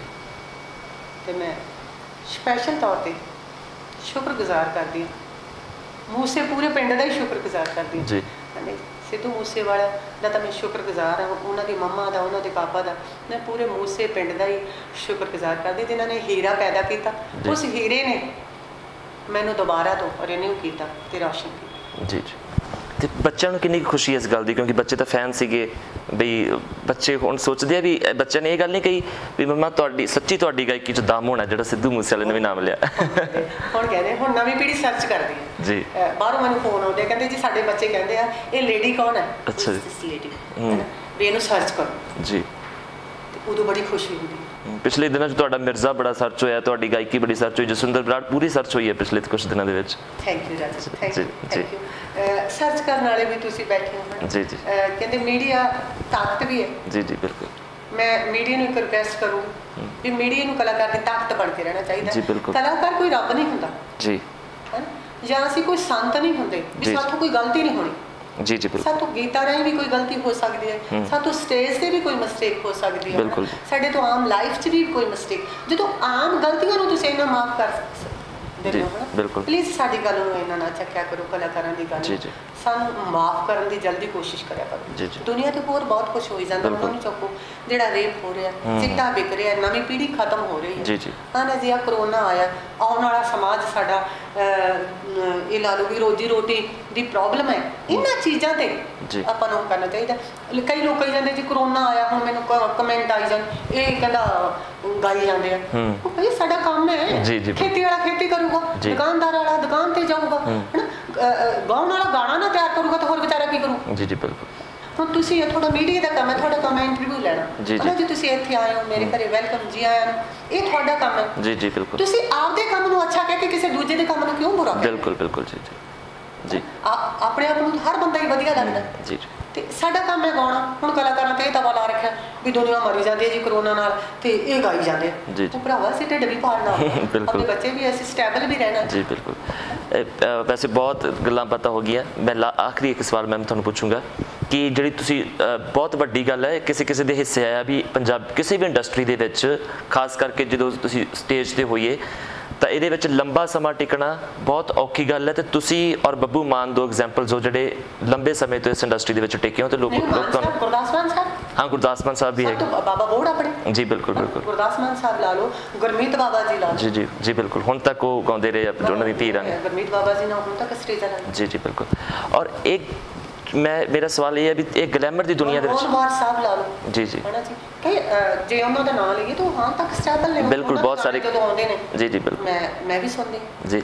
ਇਹ ਗਲੈਮਰ ਜਿਹੜੀ ਇਹ ਦੁਨੀਆ ਹੈ, ਗਲੈਮਰ ਦੀ ਦੁਨੀਆ ਹੈ ਤੁਹਾਡੀ। ਫਿਰ ਵੀ ਤੁਸੀਂ ਚਾਹੇ ਉਹਨੂੰ ਪਿਛਲੇ ਇੰਟਰਵਿਊ 'ਚ ਮੈਂ ਸੁਣ ਰਿਹਾ ਸੀ ਵੀ ਤੁਸੀਂ ਫਿਰ ਵੀ ਚਾਹੇ ਸਟੇਜ ਤੋਂ ਉਤਰ ਕੇ ਜਸਵਿੰਦਰ ਬਰਾੜ ਜਿਹੜੀ ਲੋਕਾਂ ਤੋਂ ਫੈਮਿਲੀ ਵਾਸਤੇ ਹੋ ਜਾਂਦੇ, ਚੰਗੀ ਗੱਲ ਹੈ, ਬੈਲੈਂਸ ਰੱਖਦੇ ਹੋ, ਪਰ ਫਿਰ ਵੀ ਇਹ ਗਲੈਮਰ ਦੀ ਦੁਨੀਆ। ਗਲੈਮਰ ਦੀ ਦੁਨੀਆ ਦੇ ਵਿੱਚ ਕਿੰਨੇ ਕੁ ਦੁੱਖ ਹੁੰਦੇ ਆ। ਸੁਸ਼ਾਂਤ ਰਾਜਪੂਤ ਇੱਕ ਬੜਾ ਕਮਾਲ ਦਾ ਐਕਟਰ ਸੀ, ਜਦੋਂ ਅਸੀਂ ਉਹਨੂੰ ਦੇਖਦੇ ਸੀ ਤਾਂ ਉਹ ਹਮੇਸ਼ਾ ਹੱਸਦਾ ਹੁੰਦਾ ਸੀ। ਕੱਲ ਅਚਾਨਕ ਸੁਸਾਈਡ ਕਰ ਗਿਆ। ਸੁਸਾਈਡ ਕੀਤੀ ਤਾਂ ਉਹਦੇ ਪਿੱਛੇ ਬਹੁਤ ਵੱਡੀ ਕੋਈ ਬੇਵੱਸੀ ਹੋਊਗੀ, ਜਦੋਂ ਬਿਲਕੁਲ ਬੇਵੱਸ ਹੋ ਗਿਆ ਉਦੋਂ ਕੀਤਾ ਹੋਣਾ। ਗਲੈਮਰ ਦੀ ਦੁਨੀਆ ਦੇ ਆਪਦੇ ਕਿੰਨੇ ਕੁ ਦੁੱਖ ਹੁੰਦੇ ਜਿਹੜੇ ਲੋਕ ਸਮਝ ਨਹੀਂ ਸਕਦੇ। ਪਾੜਾ ਕਿੱਡਾ ਕੁ ਵੱਡਾ ਲੱਗਦਾ ਤੁਹਾਨੂੰ ਆਮ ਲੋਕਾਂ ਨਾਲੋਂ ਤੇ ਕਲਾਕਾਰੀ ਦੁਨੀਆ ਤੋਂ? ਵੱਡਾ ਪਾੜਾ ਜੀ। ਸਾਨੂੰ ਲੋਕ ਮੇਕਅਪ 'ਚ ਹੀ ਵੇਖਦੇ ਜੀ। ਅਸੀਂ ਗੱਡੀਆਂ ਉਤਰਦੇ ਹਾਂ, ਸਾਜੋ ਸਮਾਨ ਸਾਡੇ ਨਾਲ ਹੁੰਦਾ। ਮੈਂ ਪਹਿਲਾਂ ਵੀ ਕਹਿੰਦੀ ਹੁੰਦੀ ਸਟੇਜ ਤੇ, ਚਲੋ ਅੱਜ ਤੁਸੀਂ ਸੁਸ਼ਾਂਤ ਰਾਜਪੂਤ ਦੇ ਤੋਂ ਕੀਤਾ, ਉਹਦਾ ਵੀ ਸਟਰਗਲ ਦੇਖੋ, ਇੱਕ ਸੀਰੀਅਸ ਰੋਲ ਨੇ ਕਿੱਥੋਂ ਜੀ ਬਿਲਕੁਲ ਪਹੁੰਚੇ। ਜਦੋਂ ਬੰਦਾ ਇੱਕ ਮੌਤ ਦਾ ਸਟੈਪ ਲੈਂਦਾ ਨਾ, ਉਦੋਂ ਦੇਖੋ ਵੀ ਬੰਦਾ ਕਿੰਨਾ ਕੁ ਦੁਖੀ ਹੋਊ। ਬਿਲਕੁਲ ਬੇਬਸ। ਮੌਤ ਤੋਂ ਹਰ ਬੰਦੇ ਨੂੰ ਡਰ ਲੱਗਦਾ ਜੀ। ਹਰ ਬੰਦਾ ਮੌਤ ਤੋਂ ਡਰਦਾ ਜੀ। ਜਦੋਂ ਬੰਦਾ ਖੁਦ ਮੌਤ ਨੂੰ ਗਾਲ ਲਾਉਂਦਾ ਉਦੋਂ ਬੰਦਾ ਪਤਾ ਨਹੀਂ ਕਿੰਨਾ ਔਖਾ ਹੁੰਦਾ ਜੀ। ਕੀ ਉਹਦਾ ਦਿਮਾਗ ਦਿਲ ਜਦੋਂ ਜਵਾਬ ਦੇ ਜਾਂਦੇ ਉਦੋਂ ਮੌਤ ਨੂੰ ਅਪਣਾਉਂਦਾ। ਤੇ ਮੈਂ ਇਹੀ ਕਹਿਣੀ ਹੁੰਦੀ ਹਾਂ ਕਿ ਕਲਾਕਾਰ ਨੂੰ ਕਠਪੁਤਲੀ ਨਾ ਸਮਝੋ। ਸਾਡੇ ਅੰਦਰ ਵੀ ਦਿਲ ਧੜਕਦਾ, ਸਾਨੂੰ ਵੀ ਤਕਲੀਫ ਹੁੰਦੀ ਹੈ, ਸਾਡੇ ਵੀ ਬੱਚੇ ਆ ਜੀ, ਸਾਡੇ ਵੀ ਪਰਿਵਾਰ ਆ ਜੀ। ਲਿਖਣ ਲੱਗੇ ਸੋਚਿਆ ਕਰੋ, ਕਮੈਂਟ ਕਰਨ ਲੱਗੇ ਸੋਚਿਆ ਕਰੋ ਜੀ। ਬਿਲਕੁਲ। ਜਿਹੜੀ ਭੱਦੀ ਸ਼ਬਦਾਵਲੀ ਤੁਸੀਂ ਕਲਾਕਾਰਾਂ ਨੂੰ ਲਿਖ ਦਿੰਦੇ ਹੋ, ਉਹਦੇ ਨਾਲ ਕਲਾਕਾਰ ਦਾ ਕੁਝ ਨਹੀਂ ਜਾਂਦਾ ਜੀ, ਹੈ ਨਾ। ਹੁਣ ਤੁਸੀਂ ਆਏ, ਮੰਨ ਲਓ ਮੈਂ ਤੁਹਾਡੇ ਨਾਲ ਬਦਤਮੀਜ਼ੀ ਨਾਲ ਬਿਹੇਵ ਕੀਤਾ, ਤੁਹਾਡਾ ਕੁਝ ਨਹੀਂ ਗਿਆ, ਤੁਸੀਂ 5 ਮਿੰਟ ਹਰਟ ਹੋਵੋਗੇ, ਪਰ ਮੇਰੇ ਸੰਸਕਾਰ ਨਾਲ ਦੀ ਨਾਲ ਤੁਹਾਡੇ ਸਾਹਮਣੇ ਆ ਜਾਣ। ਬਿਲਕੁਲ ਬਿਲਕੁਲ ਜੀ। ਵੀ ਤੁਸੀਂ ਨਾਲ ਦੀ ਨਾਲ ਸੋਚ ਲਓਗੇ ਵੀ ਕੋਈ ਬਾਹਲੇ ਵਧੀਆ ਸੰਸਕਾਰਾਂ 'ਚ ਪਾਲਣ ਵਾਲੀ ਜੀ। ਇਸੇ ਕਰਕੇ ਕੋਈ ਪੇਰੈਂਟਸ ਨਹੀਂ ਚਾਹੁੰਦਾ ਵੀ ਸਾਡੇ ਬੱਚੇ ਭੱਦੀ ਸ਼ਬਦਾਵਲੀ ਯੂਜ਼ ਕਰਕੇ ਕਮੈਂਟ ਕਰਨ। ਤੁਸੀਂ ਆਪਦੇ ਮਾਂ-ਬਾਪ ਨੂੰ ਵੀ ਬਦਨਾਮ ਕਰ ਦਿਓ ਜੀ, ਆਪਦੇ ਖਾਨਦਾਨ ਨੂੰ ਵੀ ਬਦਨਾਮ ਕਰ ਦਿਓ ਜੀ। ਕੋਈ ਭੱਦੀ ਸ਼ਬਦਾਵਲੀ ਲਿਖ ਕੇ ਜਾਂ ਬੋਲ ਕੇ ਆਪਾਂ ਵੱਡੇ ਨਹੀਂ ਹੋ ਜਾਂਦੇ। ਮੈਂ ਕੱਲ ਵੀ ਇੰਟਰਵਿਊ 'ਚ ਗੱਲ ਕਹੀ ਸੀ ਵੀ ਗੁੱਸਾ ਦਿਖਾਉਣ 'ਚ ਉਹਨਾਂ ਜ਼ੋਰ ਨਹੀਂ ਲੱਗਦਾ ਜਿੰਨਾ ਗੁੱਸਾ ਪਹੁੰਚਾਉਣ 'ਚ ਜ਼ੋਰ ਲੱਗਦਾ। ਬਿਲਕੁਲ। ਇਸ ਕਰਕੇ ਜੇ ਜ਼ੋਰ ਲਾਉਣਾ ਹੈ ਨਾ, ਗੁੱਸਾ ਪਹੁੰਚਾਉਣ 'ਚ ਲਾਓ। ਉਹ ਦਰਖਤ ਹਮੇਸ਼ਾ ਧਰਤੀ ਨਾਲ ਭਿੜਦਾ ਜਿੱਥੇ ਫਲ ਜ਼ਿਆਦਾ ਲੱਗੇ ਹੁੰਦੇ। ਬਿਲਕੁਲ ਜੀ ਜੀ। ਤੇ ਨੀਵੇਂ ਬੰਦੇ ਨੂੰ ਕਮਜ਼ੋਰ ਨਹੀਂ ਸਮਝਣਾ। ਸਾਡੇ ਸਿਆਣਿਆਂ ਦੀ ਇੱਕ ਕਹਾਵਤ ਹੈ ਕਿ ਚੰਗਾ ਇੱਜ਼ਤ ਖਣਿਓ ਅੰਦਰ ਵੜਿਆ ਤੇ ਮਾੜਾ ਕਹਿੰਦਾ ਮੈਥੋਂ ਡਰਿਆ। ਜੀ। ਅੰਦਰ ਵੜਨਾ ਵੀ ਇੱਕ ਬਹੁਤ ਵੱਡੀ ਸਿਆਣਪ ਹੈ ਜੀ। ਸਮੇਂ ਨੂੰ ਚੁੱਪਚਾਪ ਕੱਢਣਾ ਵੀ ਇੱਕ ਬਹੁਤ ਵੱਡੀ ਸਿਆਣਪ। ਤੇ ਗਲੈਮਰ ਦੀ ਦੁਨੀਆ 'ਚ ਅਤਿਅੰਤ ਦੁੱਖ ਨੇ ਜੀ, ਅਤਿਅੰਤ। ਜੀ। ਮੇਰੇ ਨਾਲ ਬਹੁਤ ਵਾਰੀ ਹੋਇਆ ਕਿ ਜਦੋਂ ਘਰੇ ਕੋਈ ਐਸੇ ਪਰਸਨ ਜਾਂ ਐਸੇ ਹਾਲਾਤ ਹੁੰਦੇ ਨੇ ਜਦੋਂ ਮੇਰਾ ਐਂ ਵੀ ਨਹੀਂ ਜੀ ਕਰਦਾ ਹੁੰਦਾ ਵੀ ਮੈਂ ਬੁੱਲਾਂ ਤੇ ਲਿਪਸਟਿਕ ਵੀ ਲਾ ਲਾਂ। ਜੀ। ਫਿਰ ਵੀ ਜਾਣਾ ਪੈਂਦਾ ਸੀ ਅੰਦਰ ਰੋਂਦਾ ਹੁੰਦਾ ਜੀ। ਹਾਂਜੀ ਮੈਂ ਗੂੰਜਦੀ ਹੁੰਦੀ ਤਾਂ ਫਿਰ ਵੀ ਫਟਾਫਟ ਮੇਕਅਪ ਕਰਕੇ ਸਟੇਜ 'ਤੇ ਜਾ ਕੇ ਆਏ ਹੋ ਜਾਣਾ, ਕਿਉਂਕਿ ਉਹਨਾਂ ਨੇ ਸਾਨੂੰ ਪੈਸੇ ਦਿੱਤੇ ਨੇ। ਬਿਲਕੁਲ। ਸਾਡੇ 3 ਘੰਟੇ ਖਰੀਦੇ ਹੁੰਦੇ ਆ ਤੇ ਸਾਡਾ ਹੱਕ ਬਣਦਾ ਹੁੰਦਾ ਵੀ ਉਹ 3 ਘੰਟਿਆਂ ਦਾ ਮੁੱਲ ਅਸੀਂ ਮੋੜੀਏ ਦੇ ਕੇ ਆਈਏ, ਇਹ ਸਾਡਾ ਹੱਕ ਵੀ ਬਣਦਾ। ਜੀ ਜੀ ਬਿਲਕੁਲ। ਸਿੱਧੂ ਇੱਕ ਵਾਰੀ ਦੀ ਮੈਂ ਤੁਹਾਨੂੰ ਗੱਲ ਦੱਸਦੀ, ਬੜੀ ਤਕਲੀਫ ਹੋਈ। ਜੀ ਜੀ। ਕਹਿੰਦੇ ਬੰਦਾ ਸੱਚ ਬੋਲਣਾ ਜਾਣਦਾ, ਕਈ ਵਾਰ ਸੱਚ ਦਾ ਨੁਕਸਾਨ ਮੂਹਰਲਾ ਇੰਨਾ ਕੁ ਦਿੰਦਾ। ਇੱਕ ਵਾਰੀ ਮੈਨੂੰ ਬਹੁਤ ਬੁਖਾਰ ਜੀ, ਮੈਂ ਜਾ ਕੇ ਪਾਰਟੀ ਵਾਲਿਆਂ ਨੂੰ ਸੱਚ ਦੱਸਦਾ ਜੀ। ਮੈਂ ਕਿਹਾ ਵੀ ਪਲੀਜ਼ ਪ੍ਰੋਗਰਾਮ ਜਲਦੀ ਸ਼ੁਰੂ ਕਰਾ ਲਓ। ਮੈਂ ਕਿਹਾ ਬੁਖਾਰ ਬਹੁਤ ਆ, ਮੇਰੇ ਖਿਆਲ 104 105 ਬੁਖਾਰ ਹੋਣਾ।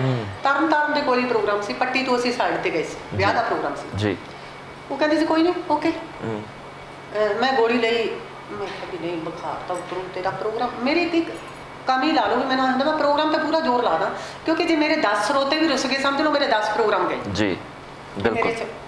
ਇਹ ਲਾ ਲਓ ਪਰਮਾਤਮਾ ਨੇ ਇੱਕ ਪੁਆਇੰਟ ਭਰਿਆ ਵੀ ਜਦੋਂ ਮੈਂ ਸਟੇਜ ਤੇ ਚੜ੍ਹ ਗਈ ਮੈਨੂੰ ਆਉਂਦਾ ਭਾਵੇਂ ਸਾਹ ਨਿਕਲ ਜੇ ਕੰਮ ਪੂਰਾ ਕਰ। ਜੀ ਬਿਲਕੁਲ। ਮੈਂ ਪੂਰਾ ਕੰਮ ਕੀਤਾ ਜੀ 3.5 ਘੰਟੇ ਪੂਰਾ ਉਹਨਾਂ ਨੇ ਇੰਜੋਏ ਕੀਤਾ ਨੱਚੇ ਕੁੱਦੇ। ਤੇ ਜਦੋਂ ਸਾਨੂੰ ਪੇਮੈਂਟ ਦੇਣ ਲੱਗੇ ਕਹਿੰਦੇ ਜੀ ਪੇਮੈਂਟ ਤਾਂ ਅੱਧੀ ਮਿਲੂ ਜੀ। ਮੈਂ ਕਿਹਾ ਕਿਉਂ? ਕਹਿੰਦੇ ਤੁਹਾਨੂੰ ਬੁਖਾਰ ਸੀ ਜੀ। ਮੈਂ ਕਿਹਾ ਇਹਦਾ ਮਤਲਬ ਮੈਂ ਗਲਤੀ ਕੀਤੀ ਤੁਹਾਨੂੰ ਸੱਚ ਦੱਸ ਕੇ? ਜੇ ਮੈਂ ਤੁਹਾਨੂੰ ਦੱਸਦੀ ਨਾ ਵੀ ਮੈਨੂੰ ਬੁਖਾਰ ਹੈ। ਜੀ ਜੀ। ਕਈ ਵਾਰ ਲੋਕ ਕਹਿੰਦੇ ਨਾ ਸੱਚ ਬੋਲੋ ਜੀ, ਕੁਝ ਦੱਸੋ। ਦੱਸਣ ਨੂੰ ਤੇ ਸੱਚ ਨੂੰ ਦੁਨੀਆ ਕਿੱਥੇ ਬਰਦਾਸ਼ਤ ਕਰਦੀ? ਨਹੀਂ ਕਰਦੀ ਬਿਲਕੁਲ। ਮੈਨੂੰ ਤਾਂ ਸਮਝ ਹੀ ਨਹੀਂ ਆਉਂਦੀ ਵੀ ਬੰਦਾ ਸੱਚ ਬੋਲੇ ਝੂਠ ਬੋਲੇ ਕੀ ਕਰੇ। ਬਸ ਮੈਂ ਇਹ ਕਹਿੰਦੀ ਹਾਂ ਵੀ ਜੋ ਤੁਹਾਨੂੰ ਅੱਛਾ ਲੱਗਦਾ ਰੱਬ ਦੀ ਦਰਗਾਹ 'ਚ ਅੱਛਾ ਲੱਗਦਾ ਉਹ ਕਰੋ। ਦੁਨੀਆ ਕੀ ਕਹਿੰਦੀ ਹੈ ਨਾ ਪਰਵਾਹ। ਤੁਹਾਨੂੰ ਅਖਾੜਿਆਂ ਦੀ ਗਿਣਤੀ ਹੋਊਗੀ? ਤੁਸੀਂ ਅੱਜ ਤੱਕ ਕਿੰਨੇ ਕੁ ਅਖਾੜੇ ਲਾਤੇ, ਕੁਛ ਹੈ ਅੰਦਾਜ਼ਾ? ਨਹੀਂ ਗਿਣਤੀ ਬਿਲਕੁਲ। ਆਹ ਹੁਣ ਪਿਛਲੇ ਸੀਜ਼ਨ 'ਚ ਮੇਰਾ ਖਿਆਲ ਮੈਂ ਦਿਨ ਦੇ 3 ਪ੍ਰੋਗਰਾਮ ਲਾਏ। ਦਿਨ ਦੇ 3 ਆਹ ਪਿਛਲੀ ਗਰਮੀ 'ਚ। ਜੀ ਜੀ। ਫਿਰ ਤਾਂ ਮਤਲਬ ਐਤਕੀ ਕਾਫੀ ਭਾਰੀ ਨੁਕਸਾਨ ਹੋਇਆ ਲਾਕਡਾਊਨ ਦਾ। ਨਹੀਂ ਮੈਂ ਕਹਿੰਦੀ ਵੀ ਜਾਨ ਬਚ ਗਈ ਸੀ ਲੱਖੋਂ ਪਾਈ। ਆਪਾਂ ਕਿਹੜੇ ਬਿਰਲੇ ਟਾਟੇ ਪਰਿਵਾਰ ਦੇ ਸੀ ਜੀ, ਪਹਿਲਾਂ ਵੀ ਗਰੀਬ ਪਰਿਵਾਰ ਦੇ ਸੀ ਹੈ ਨਾ ਜੀ। ਜਦੋਂ ਜਾਨ ਬਚ ਗਈ ਪੂਰੀ ਦੁਨੀਆ ਦੇ ਨਾਲ ਹੀ ਆਪਾਂ ਤੇ ਫਿਰ ਕਮਾ ਲਾਂਗੇ। ਤੁਹਾਡੀ ਰੋਟੀ ਪਹਿਲਾਂ ਵੀ ਸਾਦੀ ਖਾਂਦੇ ਸੀ, ਹੁਣ ਵੀ ਸਾਦੀ ਖਾਂਦੇ। ਤੁਹਾਡੀ ਧੀ ਨੂੰ ਸ਼ੌਂਕ ਹੈ ਕੁਝ ਗਾਉਣ ਦਾ ਤੁਹਾਡੇ ਦੀ ਫੀਲਡ ਦੇ ਵਿੱਚ ਆਉਣ ਦਾ? ਬੜੀ ਓਲਡ ਸੈਂਸਿਟਿਵ ਸੁਭਾਅ ਦੀ, ਉਹ ਛੇਤੀ ਕਿਤੇ ਫੋਟੋ ਖਿਚਾਉਣੀ ਵੀ ਨਹੀਂ ਪਸੰਦ ਕਰਦੀ ਜੀ। ਜਾਂ ਮਾਨ ਸਾਹਿਬ ਨਾਲ ਫੋਟੋ ਖਿਚਾਈ ਸੀ, ਗੁਰਦਾਸ ਮਾਨ ਸਾਹਿਬ ਨਾਲ, ਉਹ ਵੀ ਅਸੀਂ ਕਿਤੇ ਗਏ ਸੀ ਜੀ, ਉਹਨਾਂ ਨੇ ਚੱਕ ਕੇ ਗੋਦੀ 'ਚ ਬਿਠਾ ਲਿਆ। ਮੈਂ ਹੈਰਾਨ ਹੋਣੀ ਨਹੀਂ ਇਹਦੀ ਨੇਚਰ ਦੇਖ ਕੇ ਜੀ। ਇਹਨੂੰ ਕੋਈ ਮਤਲਬ ਨਹੀਂ, ਕੋਈ ਮਤਲਬ ਨਹੀਂ। ਜਾਂ ਮਤਲਬ ਇਹ ਸਿੱਧੂ ਮੂਸੇਵਾਲੇ ਦੀ ਫੈਨ ਹੈ ਜੀ। ਕੌਰ ਜੀ ਦੇ ਗਾਣੇ ਸੁਣਦੀ ਹੈ, ਨਿਮਰਤ ਖਹਿਰਾ ਦੀ ਤੇ ਸੁਨੰਦਾ ਸ਼ਰਮਾ, ਇਹਦੀ ਉਮਰ ਦੀਆਂ ਨੇ। ਚਲੋ ਇਹ ਹਲੇ 17ਵਾਂ ਲੱਗਿਆ ਤੇ ਫਿਰ ਵੀ ਹਮ ਨੇ ਉਹਨਾਂ ਦੇ ਗਾਣੇ ਸੁਣਦੀ ਹੈ। ਪਰ ਇਹ ਨਹੀਂ ਵੀ ਮੈਂ ਜਾ ਕੇ ਫੋਟੋ ਖਿਚਾਵਾਂ ਜਾਂ ਮੈਂ ਇਹ ਕਰਾਂ ਮੈਂ ਉਹ ਕਰਾਂ। ਪਰ ਸਿੱਧੂ ਪ੍ਰਤੀ ਮੈਨੂੰ ਹਮੇਸ਼ਾ ਕਹਿੰਦੇ ਸੀ ਮੰਮਾ ਜਦੋਂ ਗਏ ਮੈਂ ਨਾਲ ਜਾਵਾਂ। ਸਾਡਾ ਐਡਾ ਕੁ ਭਤੀਜਾ ਜੀ, ਉਹ ਕਹੂਗਾ ਮੈਂ ਸਿੱਧੂ ਮੂਸੇਵਾਲਾ। ਅੱਛਾ। ਦੇਖੋ ਜੀ ਤੁਸੀਂ ਕਿਵੇਂ ਕਿਸੇ ਦੇ ਦਿਮਾਗ 'ਚੋਂ ਕੱਢ ਨਹੀਂ ਕੱਢ ਸਕਦੇ ਜੀ। ਬਿਲਕੁਲ। ਜਦੋਂ ਜਾਚੀ ਗਿਆ ਜਿਹਨੂੰ ਕੋਈ ਮਿਊਜ਼ਿਕ ਪਸੰਦ ਹੈ ਕਿਸੇ ਨੂੰ ਨਾਲ ਕੌਣ ਪੇੜ ਲੂਗਾ? ਮੈਨੂੰ ਸਾਰੀ ਉਮਰ ਲੋਕ ਕਹਿੰਦੇ ਨੇ ਇਹਦੇ ਦੰਦ ਉੱਚੇ ਆ, ਇਹ ਪਤਲੀ ਆ, ਇਹ ਕਾਲੀ ਆ, ਇਹਦੀ ਪਰਸਨੈਲਿਟੀ ਨਹੀਂ। ਪਰ ਮੇਰੀ ਕਿਸਮਤ ਰੱਬ ਨੇ ਲਿਖਤੀ ਸੀ, ਮੈਂ ਹੁਣ ਤੱਕ ਕਮਾਉਣਾ ਸੀ ਜੀ। ਇਸੇ ਕਰਕੇ ਕਿਸੇ ਦੀ ਕਿਸਮਤ ਤੇ ਰੰਜਿਸ਼ ਨਾ ਕਰੋ ਜੀ। ਜੀ ਬਿਲਕੁਲ। ਆਉਣ ਵਾਲੇ ਸਮੇਂ ਦੇ ਵਿੱਚ ਤੁਹਾਡਾ ਕੋਈ ਗੀਤ ਆ ਰਿਹਾ ਜਾਂ ਤੁਹਾਡਾ ਕੋਈ ਸਿੱਧੂ ਮੂਸੇਵਾਲੇ ਨਾਲ ਅਸੀਂ ਦੇਖ ਸਕਦੇ ਹਾਂ ਤੁਹਾਨੂੰ ਦੁਬਾਰਾ ਕੋਈ ਮਤਲਬ ਅੱਗੇ? ਦੇਖੋ ਜੀ ਮੈਂ ਸਮੇਂ ਤੋਂ ਪਹਿਲਾਂ ਕੁਝ ਨਹੀਂ ਕਹਿ ਸਕਦੀ। ਹੋ ਸਕਦਾ ਵਾਹਿਗੁਰੂ ਨੇ ਅਗਲਾ ਗਾਣਾ ਉਹਨਾਂ ਨਾਲ ਹੀ ਜੀ ਲਿਖਿਆ ਹੋਵੇ। ਮੈਂ ਕਹਿੰਦਾ ਜੀ ਨਹੀਂ, ਮੈਂ ਕਹਿੰਦਾ ਹਾਂ ਜੀ। ਹੋ ਸਕਦਾ ਗੈਪ ਪੈ ਜੇ ਜੀ, ਬਿਲਕੁਲ। ਹੋ ਸਕਦਾ ਜਲਦੀ ਆ ਜੀ ਜੀ। ਹੋ ਸਕਦਾ ਕਿਸੇ ਫਿਲਮ 'ਚ ਹੀ ਆ ਜੇ ਗਾਣਾ ਜੀ ਜੀ। ਸਭ ਉਸ ਅਕਾਲ ਪੁਰਖ ਦਾ ਆਹ ਪੁਰਸਕਾਰ ਦਾ ਕਿਹੜਾ ਮੈਨੂੰ ਪਤਾ ਸੀ ਵੀ ਐਡਾ ਵੱਡਾ ਪੁਰਸਕਾਰ ਮੇਰੇ ਝੋਲੀ 'ਚ ਪੈਣਾ। ਤੇ ਜਿੱਥੋਂ ਤੱਕ ਪੰਜਾਬੀ ਆ ਉੱਥੋਂ ਤੱਕ ਜਸਵਿੰਦਰ ਬਰਾੜ ਨੂੰ ਲੋਕ ਸਰਚ ਕਰਨਗੇ ਜੀ ਜੀ। ਤੇ ਮੈਨੂੰ ਨਾ 2 ਦਿਨ ਨੀਂਦ ਨਹੀਂ ਆਈ ਜੀ, ਸੱਚੀ ਨੀਂਦ ਨਹੀਂ ਆਈ। ਤੁਹਾਨੂੰ ਚਾਰ ਨਾਲ ਨੀਂਦ ਨਹੀਂ ਆਈ ਤੇ ਤੁਹਾਡੇ ਹਸਬੈਂਡ ਨੂੰ ਮੈਨੂੰ ਲੱਗਦਾ ਫੋਨਾਂ ਨੇ ਨੀਂਦ ਨਹੀਂ ਆਉਣ ਦਿੱਤੀ। ਮੈਂ ਬੈਠੇ ਬੈਠੇ ਤਾਂ 15-16 ਫੋਨ ਆ ਗਏ, ਵਧਾਈਆਂ। ਬਹੁਤ ਖੁਸ਼ੀ ਹੈ, ਸੱਚੀ ਖੁਸ਼ੀ। ਬਹੁਤ ਚੰਗੀ। ਦੁਬਾਰਾ ਜ਼ਿੰਦਗੀ ਦੁਬਾਰਾ ਮੈਂ ਕਾਕੇ ਨੂੰ ਕੋਈ ਨਾ ਛੋਟਾ ਜਿਹਾ ਗਾਣਾ ਲਿਖ ਕੇ ਪਾਇਆ ਸੀ ਜੀ। ਪਰ ਉਹ ਬੜਾ ਜਦੋਂ ਨੇੜੇ ਜਾਂਦੇ ਆ ਨਾ ਕਿਸੇ ਇਨਸਾਨ ਦੇ ਜੀ, ਦੂਰੋਂ ਆਪਾਂ ਬਹੁਤ अटकलां बना लैंदे बिल्कुल ਜਦੋਂ ਨੇੜੇ ਜਾਂਦੇ ਉਦੋਂ ਪਤਾ ਲੱਗਦਾ ਜੀ ਤੇ ਮੈਂ ਉਹਨੂੰ ਗਾ ਕੇ ਭੇਜਿਆ ਸ਼ੁਕਰ ਵੀਰਿਆ ਤੇਰਾ ਸ਼ੁਕਰ ਵੀਰਿਆ ਸ਼ੁਕਰ ਵੀਰਿਆ ਤੇਰਾ ਅਮਰਤਮਾਨ ਨੂੰ ਵੀ ਮੈਂ ਕਹਿਣੀ ਸ਼ੁਕਰ ਵੀਰਿਆ ਜ਼ਿੰਦਗੀ ਗਈ ਹੈ ਜ਼ਿੰਦਗੀ ਗਈ ਹੈ ਸਬਰ ਵੀਰਿਆ ਵਾਹ ਵਾਹ ਦੋਨਾਂ ਦਾ ਸ਼ੁਕਰ ਤੇ ਉਸ ਮਾਲਕ ਦਾ ਸ਼ੁਕਰ ਸ਼ੁਕਰ ਹੈ ਸ਼ੁਕਰ ਹੈ ਸ਼ੁਕਰ ਜਸਵਿੰਦਰ ਜੀ ਬਹੁਤ ਬਹੁਤ ਸ਼ੁਕਰੀਆ ਅਸੀਂ ਵੀ ਤੁਹਾਡਾ ਬਹੁਤ ਸ਼ੁਕਰਗੁਜ਼ਾਰ ਹਾਂ ਕਿ ਤੁਸੀਂ ਸਾਡੇ ਲਈ ਸਮਾਂ ਕੱਢਿਆ ਮੇਰੀ ਦਿਲੀ ਤਮੰਨਾ ਸੀ ਬਚਪਨ ਤੋਂ ਲੈ ਕੇ ਜਿੱਦਾਂ ਮੈਂ ਤੁਹਾਨੂੰ ਦੱਸਿਆ ਸੀ ਤੁਹਾਨੂੰ ਗਾਉਂਦੇ ਹੁੰਦੇ ਸੀ ਤੇ ਅੱਜ ਮਿਲ ਕੇ ਤਾਂ ਮਤਲਬ ਭੁਲੇਖੇ ਦੂਰ ਹੋ ਗਏ ਕਿ ਸੱਚਮੁੱਚ ਜੇ ਅਸੀਂ ਤੁਹਾਨੂੰ ਪਸੰਦ ਕਰਦੇ ਸੀ ਤਾਂ ਉਹਦੇ ਪਿੱਛੇ ਕੋਈ ਸ਼ੱਕ ਨਹੀਂ ਸੀਗਾ ਮਤਲਬ ਕਾਰਨ ਵੱਡਾ ਪਤਾ ਲੱਗ ਗਿਆ ਵੀ ਕੀ ਕਾਰਨ ਸੀ ਸੱਚਮੁੱਚ ਉਹ ਕਲਾ ਤੁਹਾਡੇ 'ਚ ਦੇਖੀ ਹੈ ਜੋ ਅਸੀਂ ਤੁਹਾਨੂੰ ਸਟੇਜ ਤੇ ਦੇਖਦੇ ਹਾਂ ਤੇ ਹਮੇਸ਼ਾ ਚਾਹਾਂਗੇ ਕਿ ਤੁਸੀਂ ਇੰਨੀ ਸਾਫ਼ ਸੁਥਰੀ ਗਾਇਕੀ ਦੇ ਨਾਲ ਹਮੇਸ਼ਾ ਚਾਹਾਂਗੇ ਲੋਕਾਂ ਦੀ ਸੇਵਾ ਕਰਦੇ ਰਹੋ ਤੁਹਾਡੇ ਪਰਿਵਾਰ ਤੇ ਰੱਬ ਦਾ ਮੇਰ ਭਰਿਆ ਹੱਥ ਬਣਿਆ ਰਹੇ ਬਹੁਤ ਬਹੁਤ ਸ਼ੁਕਰੀਆ ਸਾਨੂੰ ਸਮਾਂ ਦੇਣ ਲਈ ਸ਼ੁਕਰਗੁਜ਼ਾਰ ਹਾਂ ਬਰਾੜ ਜੀ ਮੇਰੇ ਨਿੱਕੇ ਜਿਹੇ ਸੋਹਣੇ ਜਿਹੇ ਵੀਰ ਜੀ ਤੇ ਚੈਨਲ ਜ਼ਿੰਦਾਬਾਦ ਜੀ ਜਿਨ੍ਹਾਂ ਨੇ ਮੇਰੇ ਵਿਚਾਰਾਂ ਨੂੰ ਰੱਖਣ ਦਾ ਮੌਕਾ ਦਿੱਤਾ ਫਿਰ ਵੀ ਅਗਰ ਮੇਰੇ ਵਿਚਾਰ ਨਾ ਅੱਛੇ ਲੱਗੇ ਤਾਂ ਸਾਰੇ ਕਿੰਤੂ ਪਰੰਤੂ ਤੋਂ ਹਟ ਕੇ ਮੁਆਫੀ ਬਹੁਤ ਬਹੁਤ ਸ਼ੁਕਰੀਆ ਸੋ ਦੋਸਤੋ ਇਹ ਸਨ ਮੈਡਮ ਜਸਵਿੰਦਰ ਬਰਾੜ ਤੇ ਮੈਂ ਤਾਂ ਮਤਲਬ ਹੁਣ ਮੇਰੇ ਕੋਲ ਸ਼ਬਦ ਨਹੀਂ ਰਹੇ ਕਿਉਂਕਿ ਬਹੁਤ ਸਾਰੀਆਂ ਇੰਟਰਵਿਊਜ਼ ਅੱਜ ਤੱਕ ਅਸੀਂ ਬਤੌਰ ਪੱਤਰਕਾਰ ਕੀਤੀਆਂ ਹੋਣਗੀਆਂ ਪਰ ਇੱਦਾਂ ਲੱਗਿਆ ਜਿਵੇਂ ਅੱਧੀ ਇੰਟਰਵਿਊ ਦੇ ਵਿੱਚ ਅਖਾੜਾ ਚੱਲ ਰਿਹਾ ਹੋਵੇ ਇੱਦਾਂ ਲੱਗਿਆ ਜਿਵੇਂ ਅੱਧੀ ਇੰਟਰਵਿਊ ਦੇ ਵਿੱਚ ਕਿਸੇ ਨੇ ਆਪਣੇ ਸਾਰੇ ਦਿਲ ਦੇ ਜਜ਼ਬਾਤ ਖੋਲ੍ਹ ਕੇ ਰੱਖੇ ਹੋਣ ਤੇ ਬਹੁਤ ਕਮਾਲ ਲੱਗਿਆ ਮੈਨੂੰ ਤਾਂ ਅੱਜ ਪਰ ਉਮੀਦ ਕਰਦੇ ਹਾਂ ਵੀ ਤੁਹਾਨੂੰ ਵੀ ਸਾਡੀ ਇਹ ਗੱਲਬਾਤ ਪਸੰਦ ਆਈ ਹੋਵੇਗੀ ਮਿਲਦੇ ਹਾਂ ਜਲਦੀ ਅਗਲੇ ਆਰਟਿਸਟ ਦੇ ਨਾਲ ਤਦ ਤੱਕ ਤੁਸੀਂ ਦੇਖਦੇ ਰਹੋ ਜ਼ਿੰਦਾਬਾਦ ਚੈਨਲ ਸਤਿ ਸ਼੍ਰੀ ਅਕਾਲ